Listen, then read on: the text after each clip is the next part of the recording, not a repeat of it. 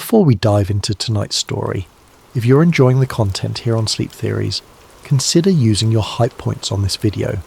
It really helps us continue bringing you these deep dive investigations into the mysteries that keep us wondering. And if you'd like, drop a comment letting us know what time it is where you are and where in the world you're listening from.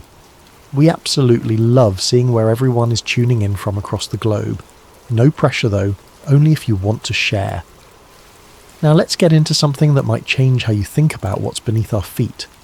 There's a single frame of VHS footage that refuses to leave my mind. A middle-aged man standing at a podium in Denver. The year is 1995. His hands shake slightly as he holds the microphone, but not from nervousness.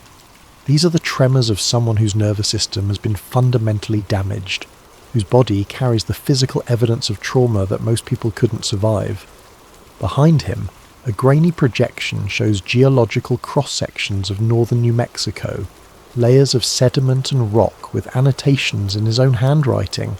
He's talking about underground bases, about things he claims to have seen with his own eyes, about a firefight that supposedly happened 16 years earlier in tunnels that officially don't exist. His name was Phil Schneider. The quality of the tape is terrible, degraded by time and multiple duplications, but you can still see the surgical scars on his hands where fingers used to be. You can still hear the conviction in his voice when he describes the smell of the tunnels, the sound of weapons fire echoing through chambers carved from living rock, the bodies of colleagues who never made it back to the surface. 1 year after this lecture, he would be found dead in his apartment in Wilsonville, Oregon, a catheter hose wrapped around his neck so tightly that it took considerable force. The official ruling, suicide. His hands, the same hands that were missing multiple fingers, allegedly managed to strangle himself with enough pressure to crush his larynx. The people who knew him said Phil Schneider was many things, but he wasn't suicidal. He was angry. He was determined. He was convinced that the public deserved to know what their government was doing in the deep places of the earth. But in that lecture, in that single moment captured on deteriorating magnetic tape, he says something that cuts through decades of conspiracy noise like a scalpel through flesh. He leans into the microphone and his voice drops to almost a whisper, as if he's afraid of being overheard even in a public venue. They're still there, under Archuleta Mesa, still working, still waiting. The camera wobbles, someone in the audience coughs. Phil Schneider's hands grip the podium, and for just a moment you can see something in his eyes that transcends fear. It's certainty. The absolute knowledge of someone who has seen something they can never unsee. This is the story of what happens when you decide to find out if he was telling the truth. This is the story of what happens when you look for a door that was never meant to be found. This is the Dulce Protocol. The Man Who Never Came Back, June 1979. The high desert of northern New Mexico bakes under relentless sun that turns the landscape into something alien and unforgiving. Phil Schneider, a former Los Alamos explosives technician with 17 years of experience in underground construction, stands at the edge of what will become the most controversial claim of his life. According to his later testimony, delivered in conference rooms and small venues across America in the mid-90s, he's part of a construction crew drilling into the mesa near the small town of Dulce. They're building something deep, something that requires specialized knowledge of underground detonation and structural engineering in extreme conditions. The project is classified. The workers don't know what they're building, only that it's important enough to warrant the presence of armed military personnel and security protocols that seem excessive for a simple construction job. Schneider was good at his work. He'd helped build underground facilities before, part of the vast network of hardened structures the US government constructed during the Cold War. Deep command bunkers, missile silos, facilities designed to survive nuclear war. He knew rock composition, load-bearing calculations, the precise amount of explosive needed to carve chambers from solid stone without causing catastrophic collapse. But on this particular day in June, something goes wrong. The drill bit, boring through layers of sedimentary rock and volcanic tuff, suddenly drops into empty space. The change in resistance is immediate and unmistakable. They've broken through into a cavity, a void that shouldn't exist according to the geological surveys. The crew pulls the bit back, and air rushes out of the hole. Not the stale, dead air of a sealed pocket, but moving air. Air that's been somewhere. According to Schneider's account, what happens next changes everything. They widen the hole, prepare to investigate. Standard procedure dictates caution, gas detection, structural assessment. But before they can complete their safety protocols, something comes through from the other side. The official story, if there even is one, has been buried under layers of classification and deliberate confusion. Government documents related to the Dulce construction project from 1979 are still sealed, their very existence neither confirmed nor denied. But Schneider would spend the last years of his life telling anyone who would listen about what happened next. About the tunnel they found, already excavated, showing evidence of construction methods that didn't match any human engineering he recognised. About the entities they encountered, beings, that didn't respond to verbal commands or warning shots the way humans would. About the firefight that erupted when security forces arrived and attempted to assert control. About the beams of light that cut through rock and flesh with equal ease. About the screaming that echoed through chambers that went deeper than their maps suggested possible. Schneider claimed that 67 people died that day. Military personnel, construction workers, security contractors. He said he survived only because a Green Beret allegedly threw him away from one of the directed energy weapons the entities were using, taking the fatal blast himself. Schneider's hands told their own story. Missing fingers, burned scars. Nerve damage so extensive that he struggled with fine motor control for the rest of his life. His medical records, the ones he shared publicly, documented radiation exposure inconsistent with any civilian source. His disability claim cited injuries sustained in the line of duty during classified operations, language carefully chosen to reveal nothing while confirming something happened.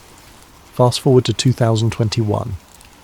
Elias Ford sits in his cramped graduate student apartment in Los Angeles, the blue glow of his laptop screen illuminating stacks of research papers about government transparency, press freedom, and the limits of FOIA requests. Empty coffee cups form a small mountain on his desk.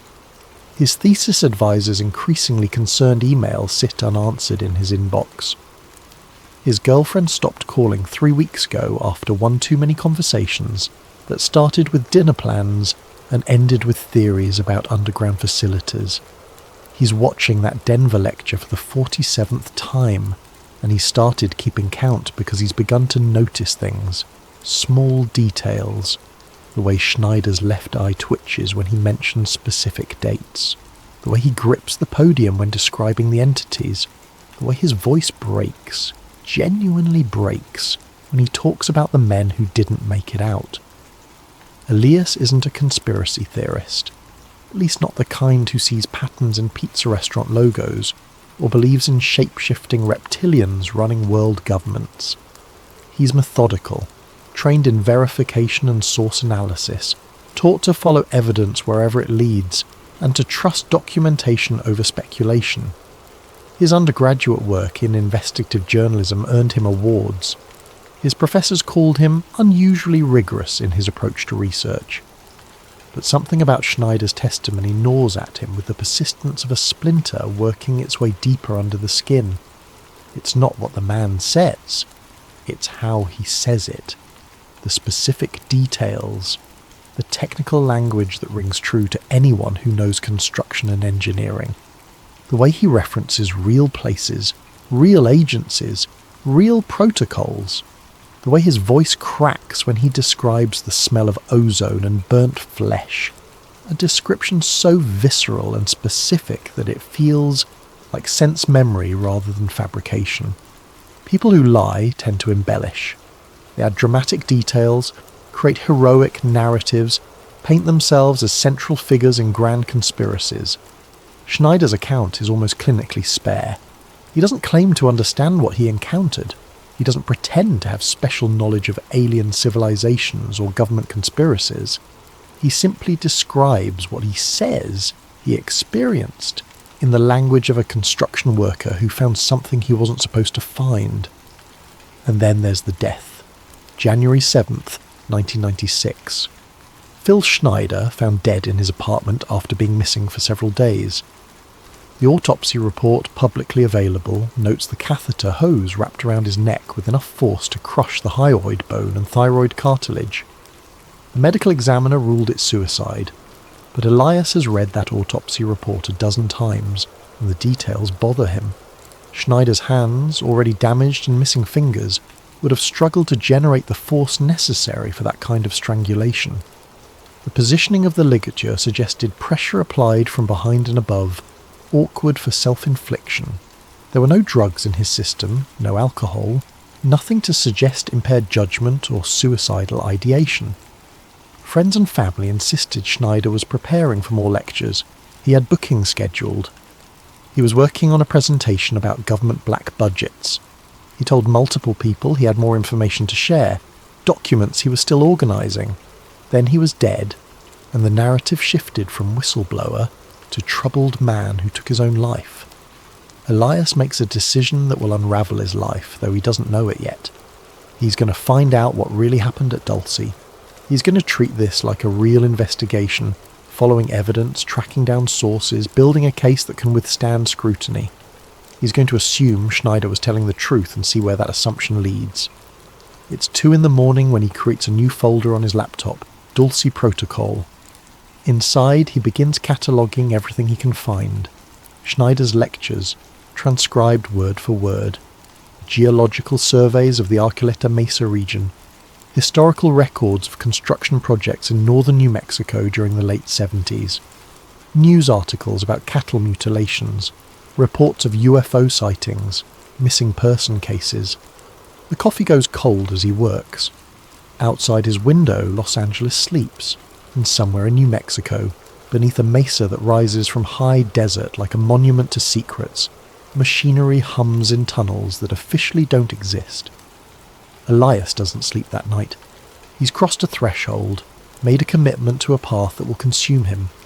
In the morning he'll start making calls.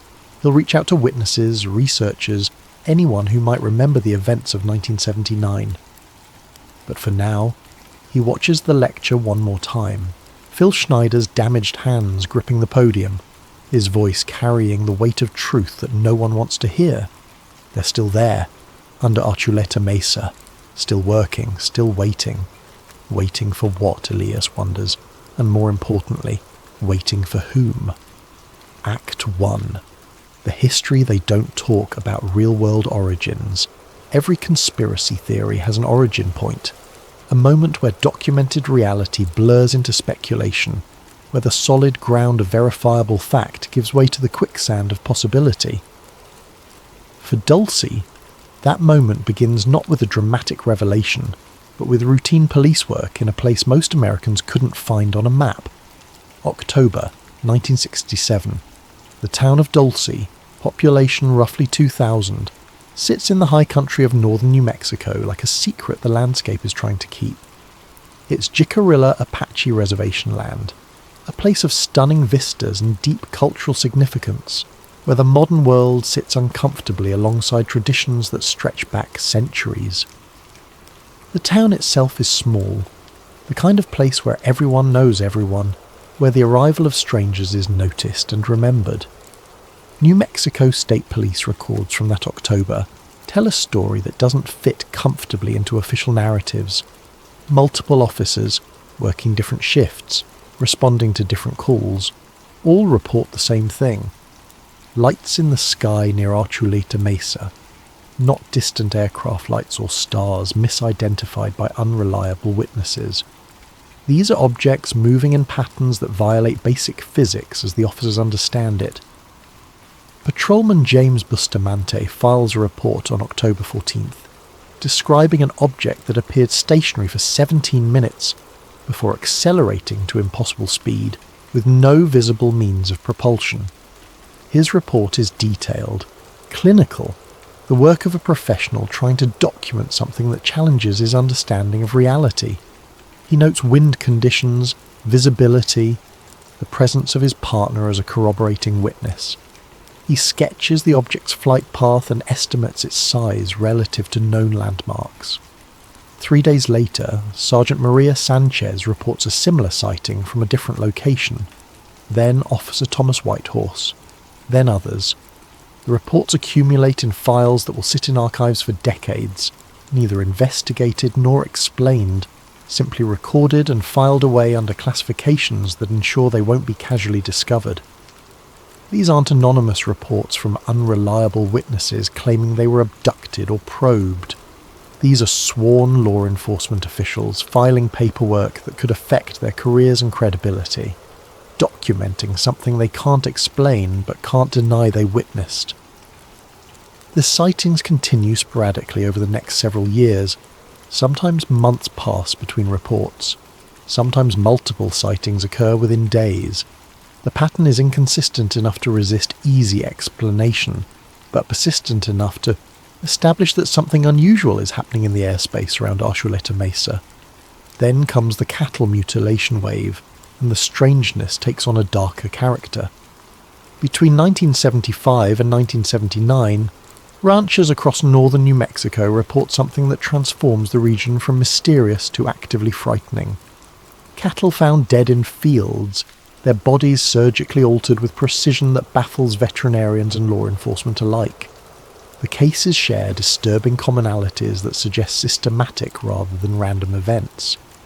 The animals are found drained of blood, their bodies showing no signs of bloating or decomposition that would normally occur within hours of death. Organs are removed through incisions so clean they appear to be made with surgical instruments far more precise than any farmer or veterinarian in the region possesses. Eyes excised with circular cuts, tongues removed through the jaw, reproductive organs extracted with what forensic veterinarians describe as laser-like precision. No blood pools around the bodies, no tracks approach or leave the carcasses, no signs of predation, no evidence of scavengers, just the bodies, arranged in ways that seem almost deliberate, as if left as messages or warnings. Local veterinarian Thomas Chen examines dozens of these animals between 1976 and 79. His reports, preserved in county records and later obtained through FYA requests, note details that defy conventional explanation. Hemoglobin levels in remaining tissue suggest rapid exsanguination, but there's no blood at the scene. Incision edges show heat damage at the cellular level, consistent with cauterization by directed energy rather than cutting by blade. In several cases, bones appear to have been softened or partially dissolved to allow organ removal through impossibly small openings. These are not predator kills, Chen writes in a report dated March 1978. These are not the work of cultists or pranksters. The precision and methodology suggest technology and knowledge beyond what any civilian operation would possess. I have no explanation that satisfies the evidence. In March of 1979, the phenomenon reaches a crescendo. Local rancher Manuel Gomez discovers 17 mutilated cattle on his property over a span of 8 days. The animals represent a significant portion of his herd, thousands of dollars in losses that insurance refuses to cover, because no one can determine the cause of death. Gomez is the third generation of his family to work this land. He knows cattle. He knows predators. He knows what natural death looks like. What he finds in his fields is something else entirely. He calls the sheriff. He calls the state police. He calls federal authorities. A team from the FBI's Albuquerque field office arrives to investigate, part of a broader multi-state effort to understand the cattle mutilation phenomenon that's been terrorizing ranchers across the Southwest. The FBI reports, later released through FOI gay requests after decades of classification, make for disturbing reading. Special agents document incision patterns, tissue samples, the complete absence of forensic evidence that would normally accompany either human or animal predation. They interview ranchers, veterinarians, local law enforcement. They consult with pathologists and forensic specialists. Their conclusions are carefully worded, written in the bureaucratic language designed to convey information without making inflammatory statements. But one phrase appears 17 times across multiple reports, always in quotes, As if the agents writing the reports want to distance themselves from the implications, cutting instruments of unknown origin. Unknown origin. Not advanced surgical tools, not specialised equipment. Unknown origin, as if the FBI, with all its resources and expertise, cannot identify what created these precise, cauterised incisions in dead cattle across the American Southwest. The mutilation wave creates a climate of fear in rural New Mexico. Ranchers start keeping their cattle closer to their homes. People install lights, motion sensors, cameras. Some organise armed patrols. The economic impact is substantial, but the psychological impact is greater. This is a region where people pride themselves on self-reliance, on understanding their land and its dangers. But how do you defend against something you can't identify, that leaves no evidence, that operates with technology you don't understand? Then, in 1980, the story takes another turn with the introduction of Paul Bennewitz.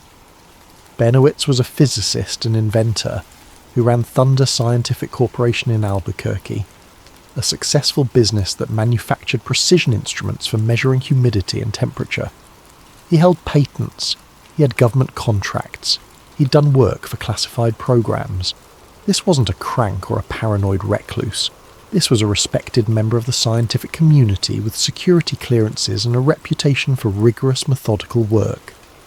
He lived near Kirtland Air Force Base, home to numerous sensitive operations and one of the Department of Energy's nuclear weapons facilities. His house sat on a hill with a clear view of the base's remote sections, areas where unusual activity sometimes occurred after dark. Being a scientist and an inventor, Bennewitz had equipment, radio receivers, recording devices, cameras with telephoto lenses.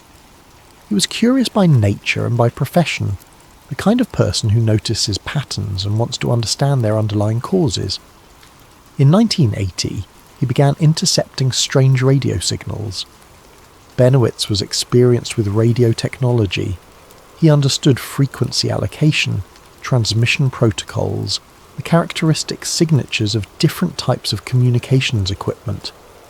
What he was receiving didn't match anything in his experience. Low-frequency transmissions, pulsed in patterns that suggested data transfer rather than voice communication, coming from a bearing that pointed northeast of Albuquerque. He triangulated the signals using multiple receivers at different locations. The source appeared to be somewhere in the direction of Dulce, New Mexico, approximately 120 miles away, in the vicinity of Archuleta Mesa. Bennewitz did what any responsible scientist would do. He documented everything meticulously. He recorded the signals, he analysed their patterns, he created maps showing the apparent source location. He compiled his findings into a detailed report, and then he did something that would change his life irrevocably. He approached the Air Force with his findings. You have to understand the context. This is 1980. The Cold War is still very much active. The Soviet Union represents an existential threat.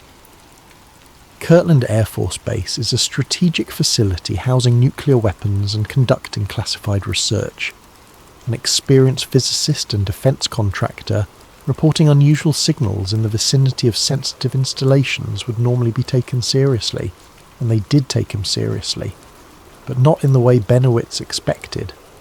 What happened next is documented fact, confirmed by declassified documents and later admissions by intelligence officials. The Air Force Office of Special Investigations didn't investigate Bennewitz's claims. They investigated Bennewitz himself, and then they began one of the most elaborate and sustained psychological operations ever conducted against a private US citizen. They fed him disinformation. They encouraged his most paranoid theories. They provided him with forged documents suggesting underground bases and alien technology. They sent agents posing as fellow researchers to feed him elaborate stories. They monitored his communications, his movements, his mental state. Over several years, they systematically destroyed Paul Bennewitz's grip on reality. By the mid-80s, Bennewitz was hospitalized for psychological treatment. His business suffered. His family relationships fractured. the brilliant physicist who'd held security clearances and government contracts, became known as a delusional conspiracy theorist. His legitimate findings about unusual signals drowned in a sea of false information fed to him by the very people he'd tried to help. Benowitz died in 2003. His reputation never fully recovered. And the question that haunts his story, the question that draws researchers like Elias decades later, is simple. Why would the US Air Force devote years of resources and sophisticated psychological warfare techniques to discrediting one man unless he'd actually found something they needed to keep hidden? Elias begins digging.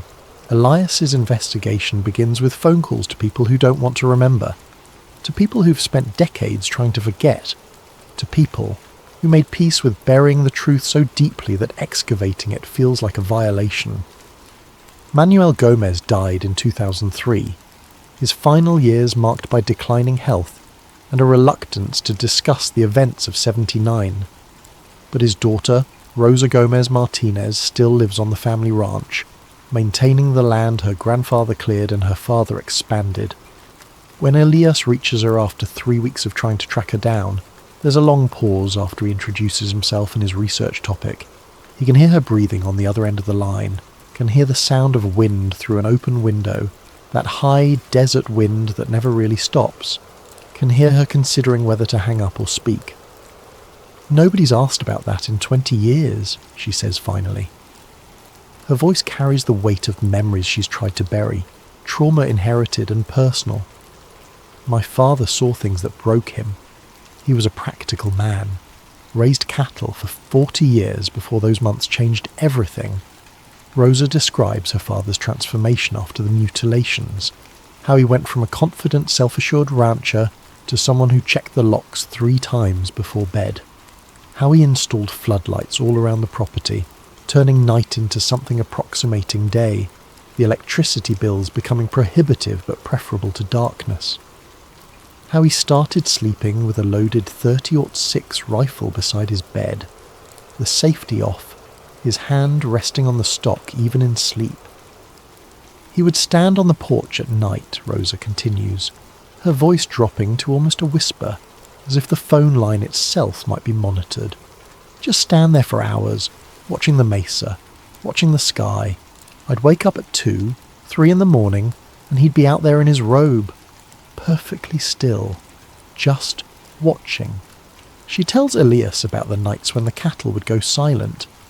Not the normal quiet of sleeping animals, but an eerie, absolute silence that felt wrong on a cellular level.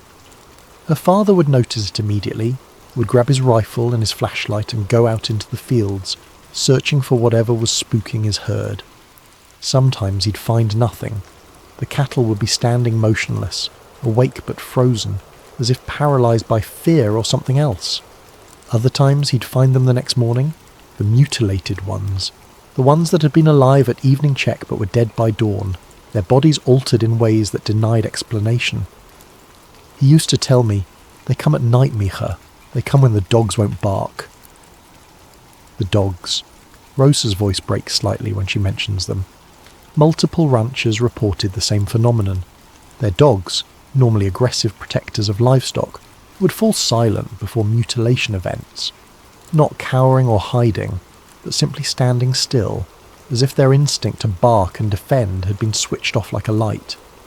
Rosa's own dog, a German shepherd named Lobo who would bark at coyotes half a mile away, stood silent on the porch the night 7 more cattle were found mutilated in the south pasture. Just stood there, looking toward the mesa, body rigid, not making a sound. My father never recovered from those months, Rosa says. Even after the mutilation stopped, even after things went back to what everyone called normal, he was never the same. He'd wake up screaming sometimes, nightmares about things watching from above, about lights that moved with intention, about feeling helpless on his own land. She agrees to meet Elias, but only after making him promise he won't use her full name, won't identify the specific location of her ranch, won't include details that might make her family identifiable. There are still consequences, she suggests, for talking too openly about what happened in '79. Elias flies to Albuquerque and drives north, watching the landscape change from urban sprawl to open country to the dramatic mesas and valleys of the Jicarilla Apache Nation. He meets Rosa at a truck stop diner in Dulce, a place where they can talk without being overheard, but where their meeting won't seem unusual or noteworthy. She's in her mid-50s, with her father's strong features and eyes that carry the wariness of someone who's learned that truth is often unwelcome. She brings a box of her father's papers, photographs of mutilated cattle, veterinary reports, insurance claim forms that were rejected, correspondence with law enforcement agencies that never led anywhere. The photographs are difficult to look at. Elias has seen crime scene photos before, has looked at images of violence and death as part of his journalism training, but these images are different. The precision of the mutilations, the absence of any evidence of struggle, the almost surgical quality of the alterations, all of it suggests something beyond human capability or animal predation. The FBI came, Rosa says, spreading documents across the diner table. Spring of '79, 2 agents, very professional, very thorough. They walked the fields, they examined the bodies, they took tissue samples, they interviewed my father for hours. She produces a copy of their report obtained years later through an FOIA request. The language is careful, clinical, designed to document without concluding. But reading between the bureaucratic phrasing, Elias can see the agents' confusion. They can't explain what they're seeing. They can attribute the mutilations to neither human nor animal causes. They note the absence of evidence that should be present and the presence of evidence that shouldn't exist. They told my father they'd be in touch, Rosa continues. They said they were pursuing multiple lines of investigation across several states. Then nothing, no follow-up, no answers, like they documented everything and then just stopped. Elias asks if her father ever speculated about what was responsible. Rosa's expression darkens. He knew, she says quietly, or thought he did. Toward the end of his life, when he'd been drinking, he'd talk about it. About lights he saw moving low over the fields. About sounds he heard. Mechanical sounds that didn't match any aircraft or vehicle he knew. About feeling watched, not by people, but by something else. Something studying him like he was an experiment. She tells Elias her father became convinced the mutilations were connected to something operating out of Archuleta Mesa. He'd driven up there, hiked some of the accessible trails, talked to Apache elders who warned him away. They told him the mesa was bad land, that their people avoided it, that there were places where the earth felt wrong and the air tasted like metal. Before Rosa leaves, she places her hand on Elias's, the same gesture her father would use when he needed someone to really listen.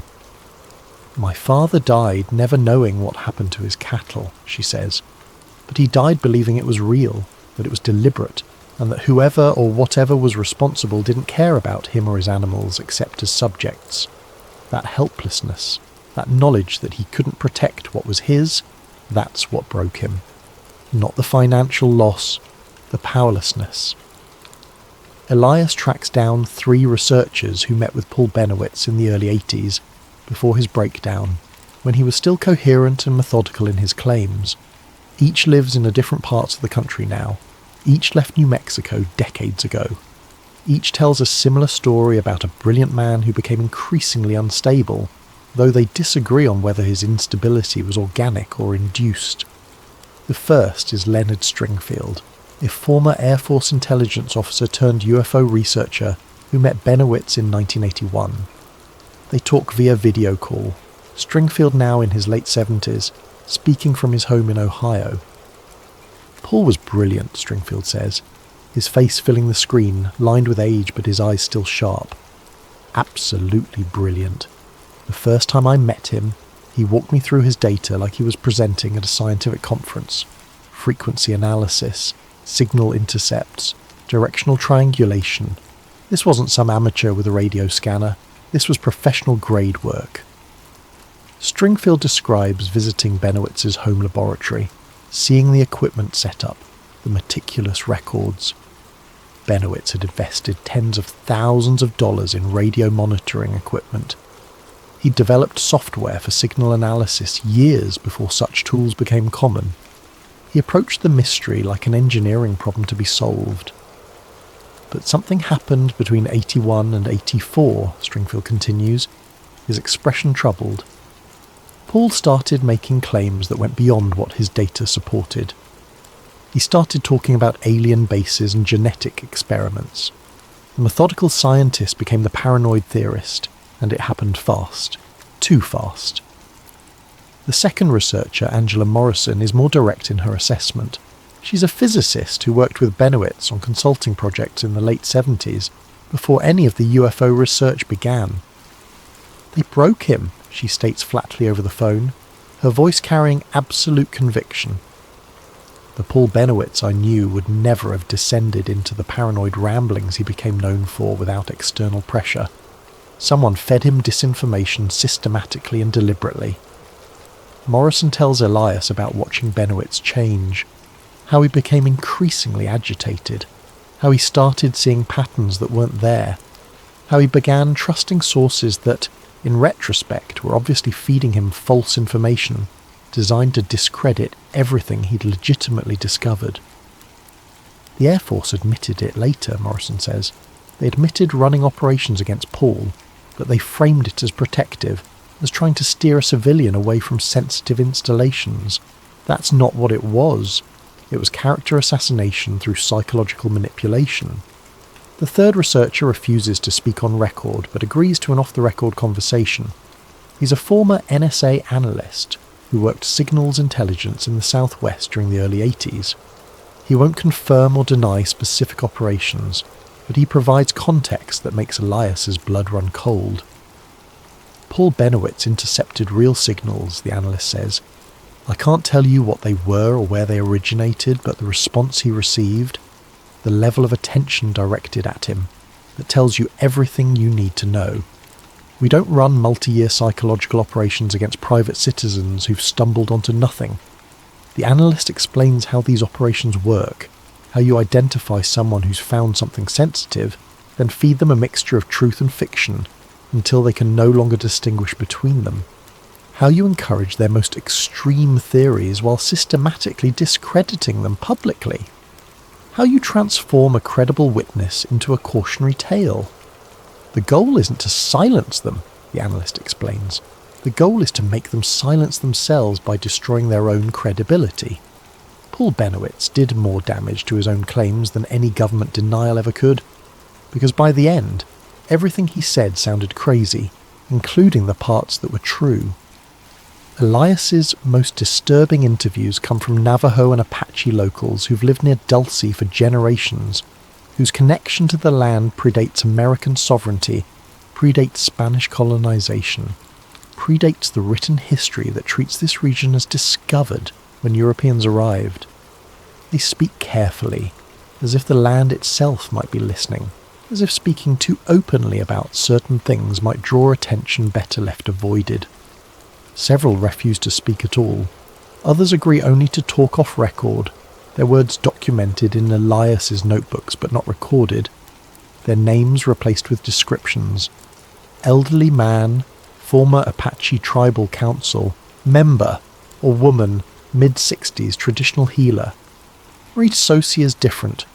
She agrees to speak on record, tells Elias to use her name, says she's too old to care about consequences anymore. She's 78, a grandmother and great-grandmother, with family roots in the region going back so many generations that the exact count has been lost to time. They meet at a diner in Dulce, the same one where Elias met Rosa. Marie arrives exactly on time, moving with the careful precision of someone whose body has been worn down by decades of hard living but whose mind remains sharp. She orders coffee. She doesn't drink and speaks in a voice barely above a whisper, forcing Elias to lean close to hear her over the ambient noise of the diner. My people have stories about Archuleta Mesa that go back centuries, she begins, her hands wrapped around the coffee cup for warmth despite the summer heat outside. We call it different names in Apache. The closest translation is the place where the earth breathes, or the place of deep voices. Marie explains that in traditional Apache cosmology, certain locations are considered powerful, places where the boundary between the physical and spiritual worlds grows thin. Archuleta Mesa is one of these places, but not in a benevolent sense. There are caves, she continues, her eyes focused somewhere beyond the diner walls as if seeing the landscape in her mind. Tunnels that go deep. My grandfather told me stories his grandfather told him about warriors who went into those caves and came back changed. Some didn't come back at all. When Elias asks what changed means, Marie takes a long moment before answering. Their minds, she says finally. They would see things that weren't there or stop seeing things that were. They would speak in voices that didn't sound like themselves. They would know things they shouldn't know and forget things they should remember. We learned, over generations, to avoid those caves, to mark them as forbidden, to teach our children that some darkness is meant to remain unexplored. She slides a piece of paper across the table. On it are names and dates written in careful handwriting. 12 entries, spanning from 1982 to 2015. Missing people, Marie says quietly.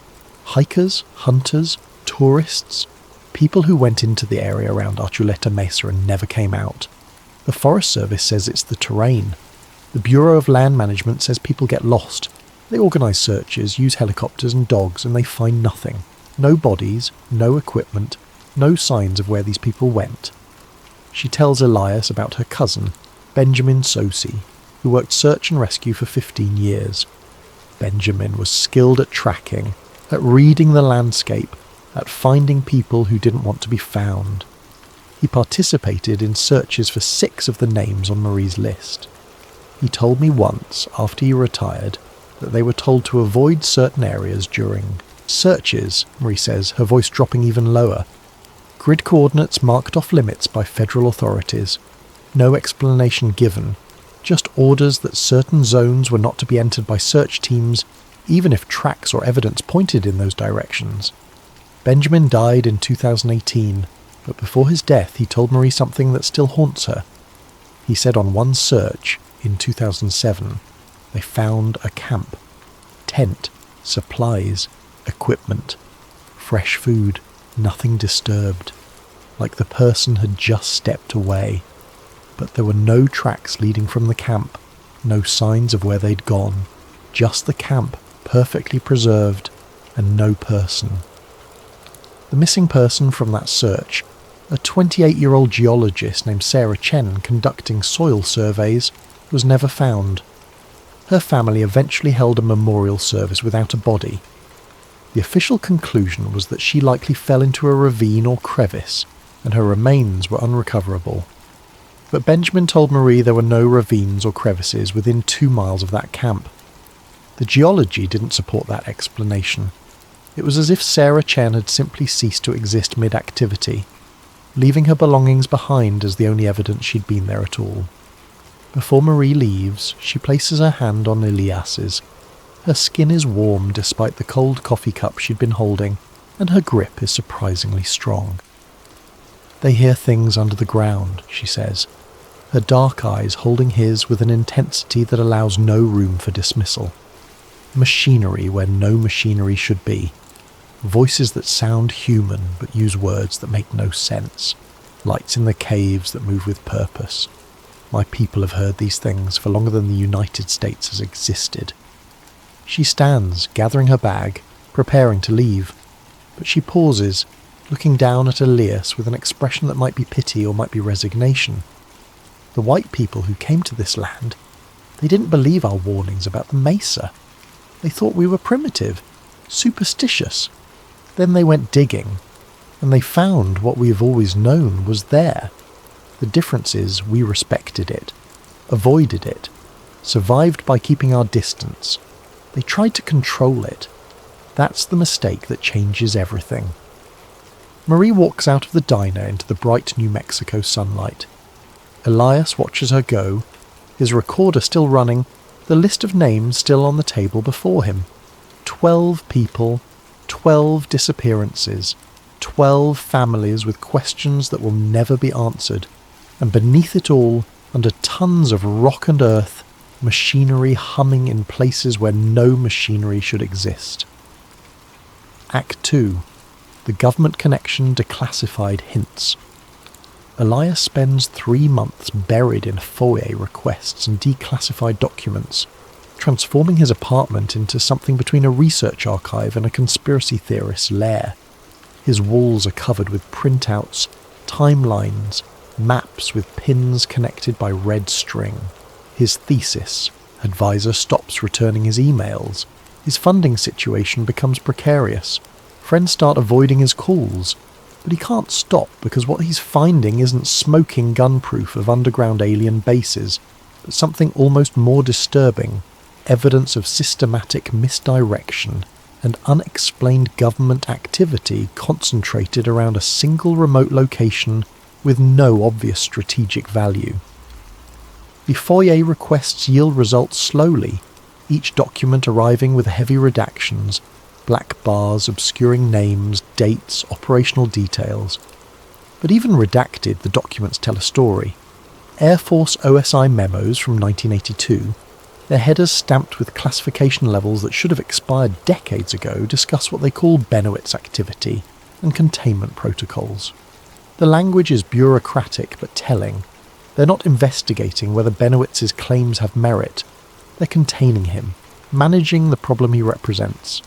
One memo, dated September 1982, outlines a strategic disinformation campaign designed to redirect subjects' research focus toward non-sensitive areas while maintaining subjects' belief in primary hypothesis. In plain language, feed Bennewitz false information about aliens to distract him from whatever he'd actually found. But here's what keeps Elias awake at night. Why would a private citizen investigating radio signals require containment protocols? You don't deploy strategic disinformation campaigns against someone who's chasing nothing. You ignore them, or you politely correct them, or you send them a cease and desist letter if they're trespassing on secure frequencies. You don't wage psychological warfare against them unless they've found something real. NSA documents released in 2015, part of a broader transparency initiative that nobody paid much attention to, show surveillance orders for radio interception in the Dulce area between 1980 and 1984. The stated purpose is redacted. The target of the surveillance is redacted. The results of the surveillance are redacted. But the resource allocation is visible. Dedicated monitoring stations, specialized equipment, trained personnel assigned for 4 continuous years. Elias does the math. The cost of maintaining that level of surveillance in a remote area with minimal population would run into millions of dollars. For what? To monitor radio signals in the middle of nowhere? To watch a handful of ranchers and a small Apache community? The disproportion between resources expended and official explanation offered suggests something significant enough to warrant sustained, expensive attention. Then there are the FBI reports on the cattle mutilation phenomenon, obtained through multiple FOIA requests and cross-reference with state police records and veterinary reports. The documents span from 1975 through 1984, hundreds of pages documenting mutilation events across New Mexico, Colorado, Kansas and Montana. The reports are clinical, detailed, increasingly frustrated. FBI agents and forensic veterinarians document tissue samples showing thermal cutting effects, inconsistent with predation or known surgical tools. One report from a veterinary pathologist at New Mexico State University, dated April 1979, is particularly unsettling. The pathologist, a specialist in forensic animal medicine with 23 years of experience, describes examining a mutilated cow from the Gomez Ranch. He notes hemoglobin distribution patterns suggesting rapid exsanguination through unknown means, possibly vacuum extraction. The incision edges show cellular damage consistent with temperatures exceeding 1000 degrees Fahrenheit, but there's no burning or charring of surrounding tissue, as if the heat was impossibly focused, more precise than any cutting tool available to veterinary or surgical medicine at the time. The level of precision observed, the pathologist writes, exceeds the capabilities of even the most sophisticated surgical facilities. The absence of forensic evidence that should accompany either human perpetrators or animal predators suggests a methodology outside my professional experience and knowledge. A FBI summary report from 1980 attempts to draw conclusions from hundreds of documented cases. The report notes that despite extensive investigation, including laboratory analysis, field interviews, and consultation with medical and veterinary experts, no definitive explanation can be offered for the observed mutilation phenomena. The precision of the alterations and the absence of conventional forensic evidence preclude standard explanatory frameworks. Then, buried in a footnote, a single sentence that Elias highlights and photographs and stores in multiple locations. Tissue analysis conducted at Federal Facility Omega-7 indicates possible exposure to directed energy sources of unknown configuration. Federal Facility Omega-7, Elias searches every database he can access. The designation appears nowhere else in publicly available documents. It's a ghost reference, a hint of infrastructure that officially doesn't exist. But the psychological operations angle is what truly disturbs him, because it's documented, admitted, and still partially classified. Declassified documents confirm that from 1977 to 1981, Air Force intelligence ran active measures against Paul Benowitz under a program codenamed Desert Shepherd. They fed him false information about underground bases and alien technology. They created forged documents suggesting elaborate conspiracies. They encouraged his beliefs while systematically destroying his credibility. They monitored his mental health deterioration with the detached precision of scientists observing an experiment. One memo, written by an Air Force psychologist in 1983, assesses Benowitz's psychological state and recommends continued reinforcement of constructed narratives to maintain subjects' focus on non-operational areas. The memo notes that Benowitz is approaching critical psychological threshold, but recommends maintaining current operational tempo unless subject presents danger to himself or others. They knew they were destroying him. They documented his deterioration. They made calculated decisions about how far to push before his mental collapse might create unwanted attention. And they did it all in the service of protecting something near Dulce, New Mexico.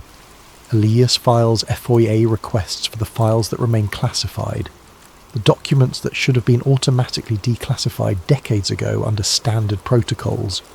His requests are carefully worded, specific, citing exact statutes and precedents. He's learned the language of FOIA law, the magic phrases that theoretically compel disclosure. Each request comes back denied. The denials follow a template.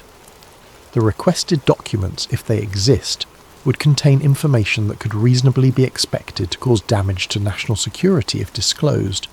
The information remains properly classified under Executive Order 1295 and is exempt from disclosure under FOIA Exemption 1. But here's the thing that makes Elias's hands shake as he reads these denials. The exemption claims relate to ongoing operations and current intelligence activities. Ongoing operations, current activities. In reference to events from 40 plus years ago, in reference to a psychological operation against a man who died nearly 2 decades ago, in reference to cattle mutilations and UFO sightings that the official narrative dismisses as mass hysteria and mundane phenomena. If it's all nonsense, if there's nothing to hide, why are documents from the late 70s and early 80s still classified in 2021? What are they still protecting? Elias creates timelines, cross-referencing dates of mutilation events with dates of signal intercepts reported by Benowitz, with dates of unusual seismic activity recorded by USGS monitors, with dates of military exercises in the region. Patterns emerge that could be coincidence or could be something else. Spikes in mutilation reports correlate with increases in radio signal intercepts. Both correlate with unexplained seismic events that show rhythmic patterns inconsistent with natural earthquakes. All 3 phenomena cluster around Archuleta Mesa with statistical significance that resists random explanation. Something is happening in that location. something sustained, deliberate, and significant enough that the government devoted enormous resources to monitoring it, containing information about it, and destroying the credibility of anyone who got too close to understanding it. Elias compiles his findings into a timeline that stretches across his living room wall. 1967, first documented UFO sightings. 1975 through 79, cattle mutilation wave. 1980, Benowitz intercepts signals. 1980 through 84, government surveillance and psychological operations. 1995, Schneider gives Denver lecture. 1996, Schneider found dead. And beneath all of it, the constant presence of Archuleta Mesa, rising from the high desert like a monument to secrets the government has decided the public has no right to know. The anonymous contact. The encrypted message appears in Elias's inbox on a Tuesday morning in April 2022, arriving through an anonymous email service routed through servers in Iceland, Switzerland and Estonia. The sender's address is a string of random characters that will never be traceable. The message itself is brief, almost terse, written by someone who understands operational security and chooses every word with care. You're asking the right questions. You're looking in the wrong places. The base is real. Schneider was partially correct. Meet me. Instructions will follow if you're serious. Elias's first instinct is to delete it. This is how journalists get compromised, how careful researchers get led into traps, how people investigating sensitive topics end up discredited or worse. Anonymous contacts are the oldest trick in the information warfare playbook. Promise revelation, deliver misdirection, and document the target's gullibility for later exploitation. But something about the message's phrasing, its specificity about Schneider being partially correct rather than completely right or completely wrong, suggests someone with actual insider knowledge, someone who knows the full picture and recognises that Schneider's account, while genuine in parts, was incomplete or misunderstood in others. Elias responds with a test. How do I know you're not trying to Benowitz me? The reply comes within an hour. Paul's mistake wasn't investigating the signals. His mistake was trusting people who claim to be helping him. I'm not claiming to help you. I'm offering information. What you do with it is your choice. They negotiate the terms through layers of encryption. The contact insists on a public place, broad daylight, multiple exit points, no recording devices, no witnesses. They settle on the Santa Fe rail yard district during the Saturday farmers market, crowds of tourists and locals providing both cover and safety. The contact provides a detailed protocol. Elias should arrive at 10 in the morning, buy a coffee from a specific vendor, then walk the perimeter of the market counterclockwise. Someone will approach him. They'll speak for exactly 20 minutes, then part ways. No subsequent contact will be possible through the email channel. Elias spends the week before the meeting running through every scenario, every possible trap. He tells a friend where he's going, leaves detailed notes, and a safe deposit box sets up a dead man's switch that will release his research if he doesn't check in within 48 hours. He's probably being paranoid, but paranoia and caution become indistinguishable when investigating subjects where people have actually died under mysterious circumstances. The Santa Fe rail yard on a Saturday morning is exactly what the contact promised. Crowded, public, impossible to control or monitor completely. Tourists browse artisan crafts. Families buy fresh produce. Musicians play for donations. It's aggressively normal, the kind of setting where clandestine meetings seem absurd. Elias buys his coffee and begins his counterclockwise circuit. He's halfway through his first lap when a man falls into step beside him, matching his pace exactly. The approach is so casual, so natural, that anyone watching would think they're friends who just ran into each other. The man is in his mid-60s, trim and precise in his movements, dressed in the kind of nondescript outdoor wear that's universal in New Mexico. His eyes are what catch Elias's attention, sharp, constantly scanning, taking in everything while appearing to focus on nothing. These are eyes trained by decades of operational awareness, by work that requires noticing threats before they develop. "Keep walking," the man says quietly. His voice is educated, with hints of East Coast upbringing softened by years in the Southwest. "Don't look at me directly. We're having a casual conversation. We're old acquaintances catching up." He introduces himself only as Robert, though everything about the introduction suggests this isn't his real name. It's a working name, chosen for this specific interaction, meaningless beyond this context. They walk through the market, weaving between stalls, Robert's eyes constantly tracking their surroundings. He identifies potential surveillance with subtle shifts of his gaze. A man in a parked car who's been sitting too long without buying anything. A woman with a camera who's taking pictures of people rather than produce, angles that could conceal directional microphones. "I worked at Sandia National Laboratories from 1976 to 2008. Robert begins, his voice low, but clear enough for Elias to hear over the market noise. "Materials Engineering Division. We did contract work for multiple agencies, DOE, DOD, projects I couldn't discuss even with my security clearance, projects that appeared on budget spreadsheets as line items without descriptions." He describes a career spent in the shadow world between acknowledged government programs and black budget operations that officially don't exist. Working on materials for projects he wasn't allowed to know the purpose of, shipping specialised components to locations he wasn't permitted to visit, signing non-disclosure agreements that turned his work into something he couldn't discuss with family or friends. "In 1983, I was part of a team designing composite materials for underground construction," Robert continues. "They pause at a fruit stand examining apples while they talk. High-strength concrete with radiation shielding properties, acoustic dampening systems for containing sound in subterranean environments, biological containment seals designed for laboratories working with hazardous materials. The specifications," he explains, "were unusual. The materials needed to function at depths exceeding 1,000 feet, in environments with specific temperature and humidity parameters, with redundant containment systems suggesting work with exceptionally dangerous substances. The requisition orders were tagged with a facility designation, Unit Delta 5, Robert says.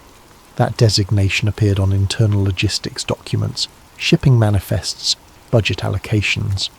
But when I tried to find information about what Unit Delta 5 was or where it was located, I hit walls.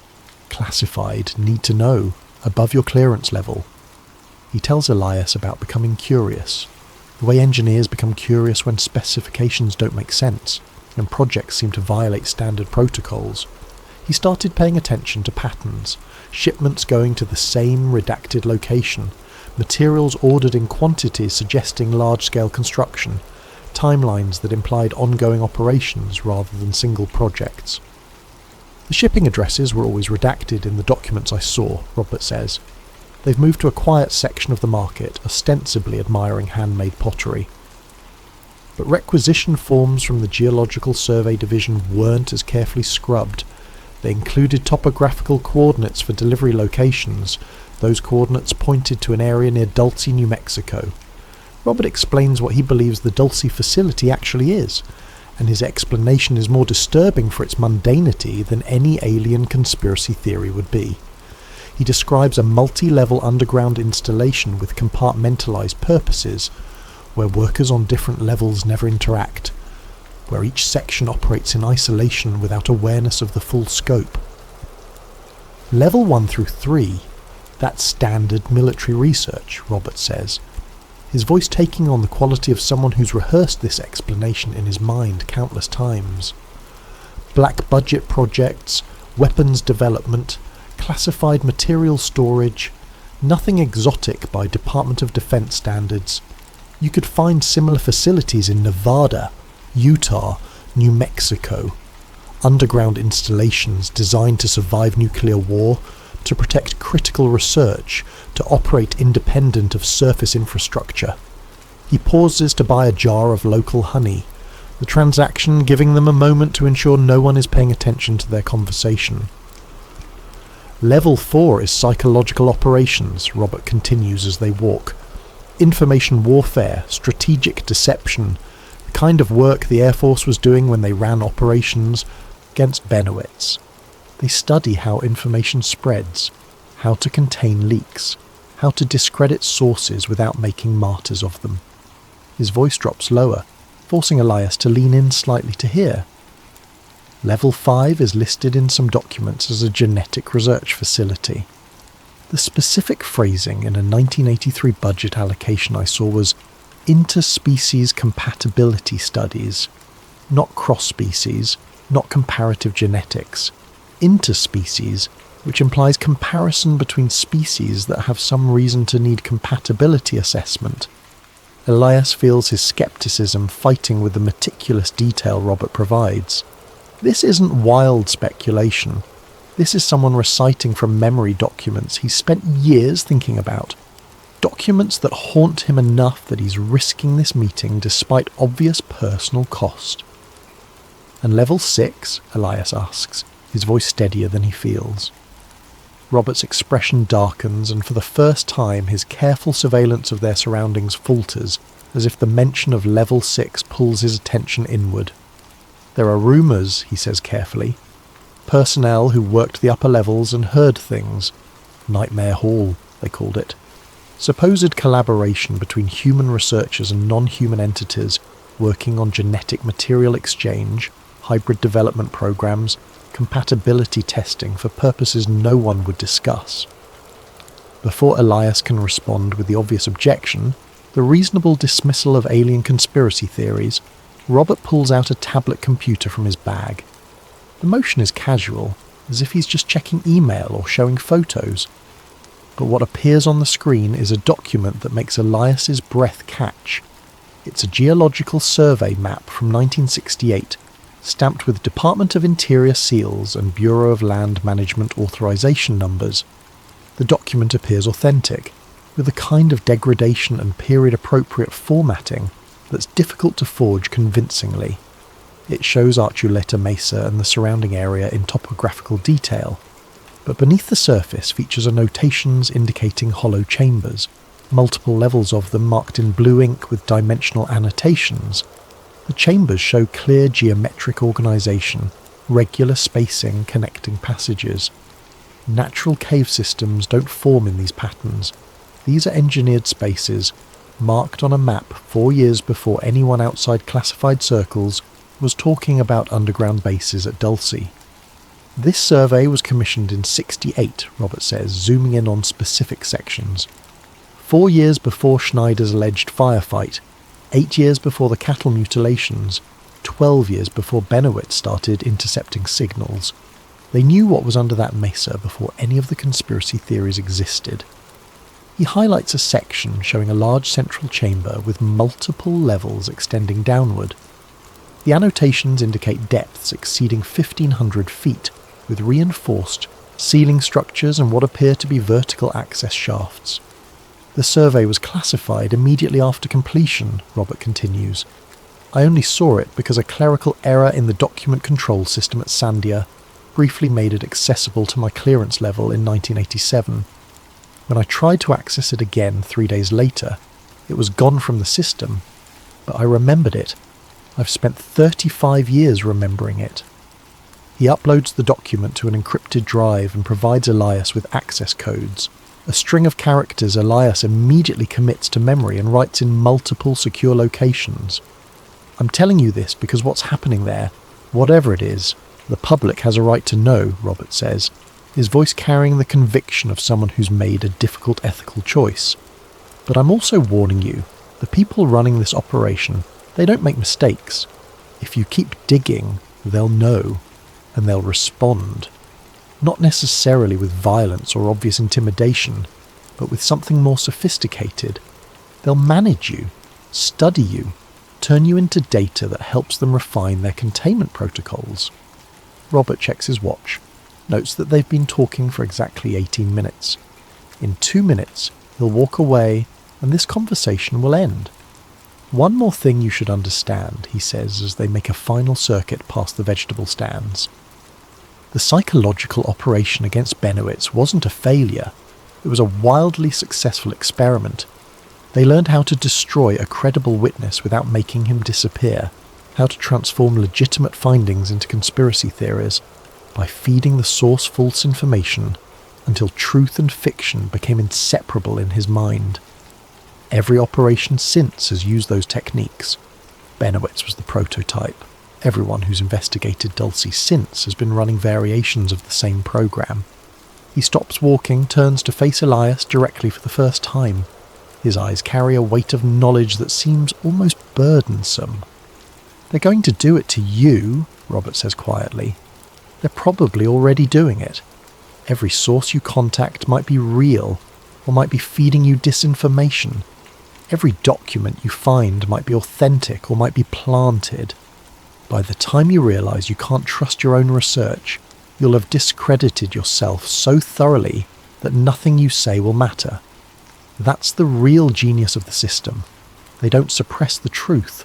They drown it in so much noise that no one can distinguish signal from static." Robert walks away through the farmers' market crowd, disappearing among the vendors and tourists, becoming just another figure browsing produce on a Saturday morning.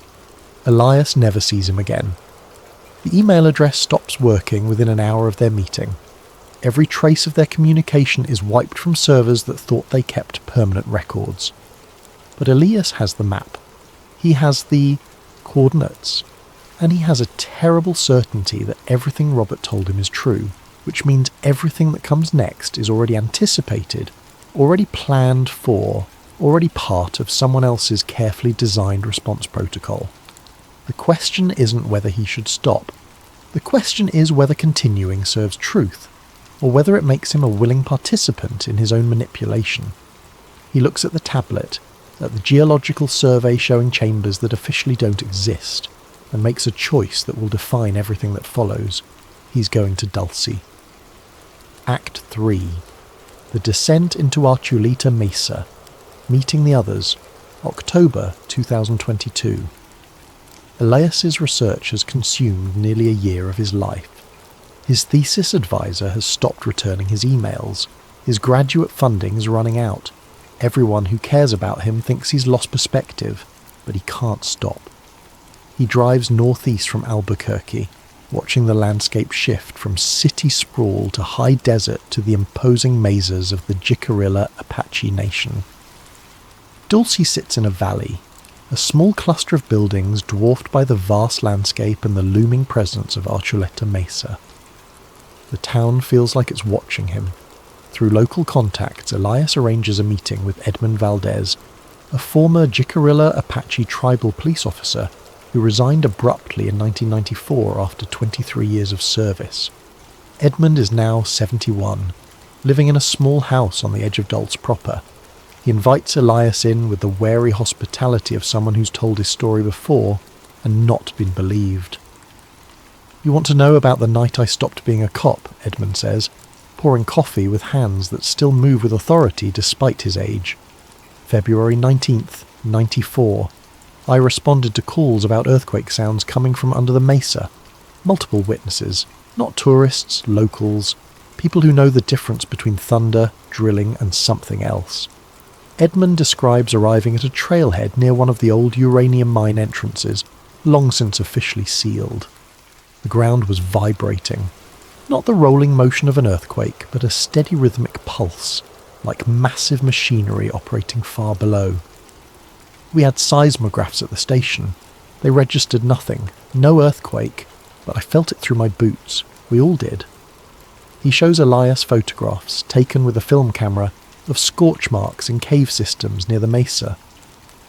The patterns are unusual, radiating outward from central points in ways that don't match lightning strikes or campfires. Then Edmund produces audio files, transferred from old cassette tapes to digital format. He plays one. It's the sound of deep, rhythmic humming, so low it's almost subsonic. Elias feels it in his chest as much as hears it. Recorded in 2003 by a geological survey team, Edmund explains. They were doing environmental impact studies, found this in one of the accessible caves, never released publicly. The team member who gave me this copy quit 6 months later. Wouldn't say why. But the most chilling evidence Edmund presents is a folder of missing person reports. Cases from 1981, 1989, 1992, all within a 15-mile radius of Archuleta Mesa, all officially unsolved. 2 were experienced hikers. One was a geologist, another was a journalist working on a story about land use conflicts on the reservation. The FBI came for 2 of these, Edmund says, tapping the folder. Took the files, the evidence logs, everything. Said it was part of a broader investigation. We never heard anything again. The families never got answers. Edmund walks Elias to the door as evening settles over Dulce. The mesa is a dark silhouette against the sunset. I spent 23 years keeping people safe, he says quietly. But there's a boundary out there, invisible but real. Inside that boundary I couldn't help anyone. Nobody could. After that night in '94, after feeling whatever was moving under that ground, I realised I was protecting people from the wrong things. He looks directly at Elias. They run the base, not us. Remember that if you go looking. Breaking into the tunnel system. Elias spends 3 days hiking the area around Archuleta Mesa, ostensibly documenting the landscape, actually mapping old mine entrances against Historical Bureau of Indian Affairs surveys from the 70s. He finds what he's looking for on the 4th day, a ventilation shaft, partially concealed by collapse and vegetation, that matches coordinates from a 1974 mining safety inspection report. The shaft is marked on old maps as sealed, but the seal is clearly compromised, broken from the inside based on how the concrete is fractured. He waits until after midnight. The moon is a thin crescent, providing just enough light to navigate by without a flashlight. He's equipped with a small camera, a voice recorder, climbing gear, and a level of determination that overrides his better judgment. The shaft descends at a 40-degree angle. The walls show evidence of industrial drilling, clean and uniform. This wasn't natural cave formation. About 200 feet down, the shaft levels out into a horizontal tunnel. That's when Elias notices the air. It's moving. Not the stagnant air of a sealed mine, but a steady breeze coming from deeper in the complex. Conditioned air. Cool and filtered. He follows the airflow. The tunnel branches, connecting to what appears to be a much larger system. The walls here are reinforced with concrete and steel. There's infrastructure, ventilation ducts, electrical conduits, junction boxes with recent manufacture dates. This isn't abandoned, this is active. Elias moves deeper, his camera recording everything. The smell shifts, becoming chemical, antiseptic, like a hospital or a laboratory. The mechanical sounds grow louder, pumps, air handlers, something that sounds like generators in the distance. He reaches a junction where 3 tunnels converge. On the wall is a faded sign, military standard font. Unit D5, Joint Genetic Operations Center. Authorized personnel only biosafety level 4 protocols in effect. His hands shake as he photographs the sign.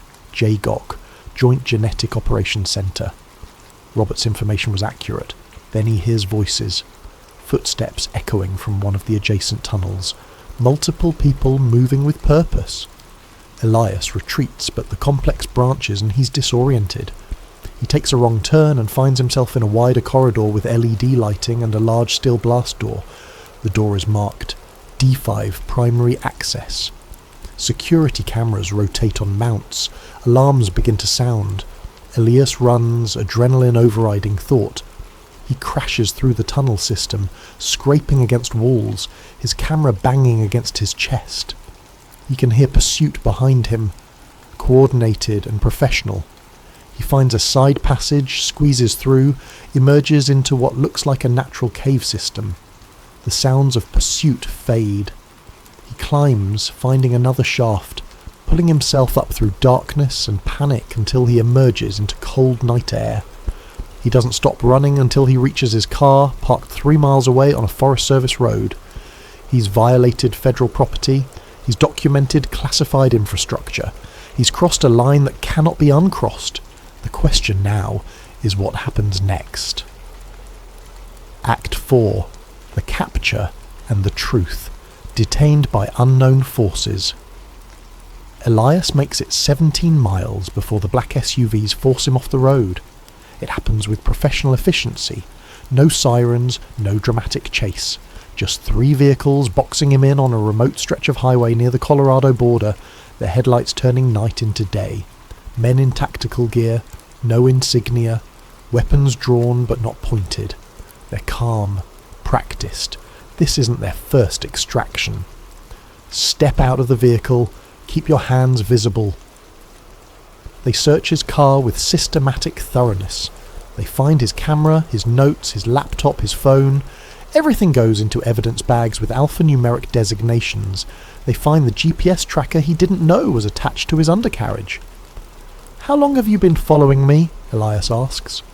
No one answers. They transport him in a vehicle with blackout windows. He loses track of direction and time.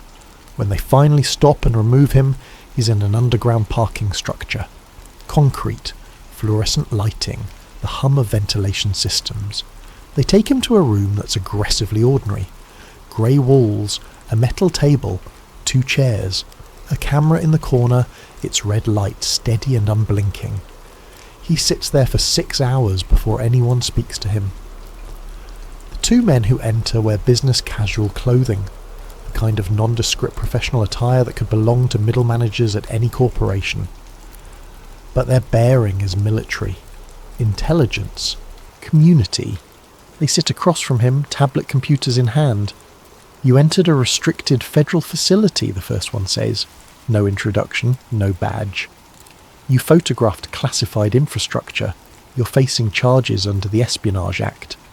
The Espionage Act. The same statute used against Snowden and Manning. Decades in federal prison. "I'm a journalist," Elias says, trying to keep his voice steady. "I'm researching." "You're a graduate student with no press credentials investigating conspiracy theories," the second man interrupts. "You broke into a Department of Energy secure research facility. Your intentions are irrelevant. Your actions are prosecutable." They show him photographs on their tablets. Paul Benowitz in his workshop, looking gaunt and paranoid. Phil Schneider at that Denver lecture. 2 hikers who vanished in 2009, their faces smiling in photos that became missing person posters. Then a photograph of Elias himself climbing into the ventilation shaft. "You were in level 2, the first man says. "You saw signage for Unit Delta 5. You photographed infrastructure belonging to a joint operations centre. What you didn't see, what you couldn't have understood even if you had, is context." The second man leans forward. The facility under Archuleta Mesa is a collaborative research installation. It operates under joint oversight of the Department of Energy, the Air Force Directorate of Logistics, and the Defense Intelligence Agency. Its work is classified, its very existence is classified, and people who compromise that classification face consequences. "Then charge me," Elias says. "Put me in front of a judge. Let me make my case public." They exchange a glance. Something passes between them, a decision made silently. "We're not going to charge you," the first man says. "You're going to be released." They let him go. The next 48 hours blur into a surreal nightmare of bureaucratic processing. They photograph him. They take his fingerprints.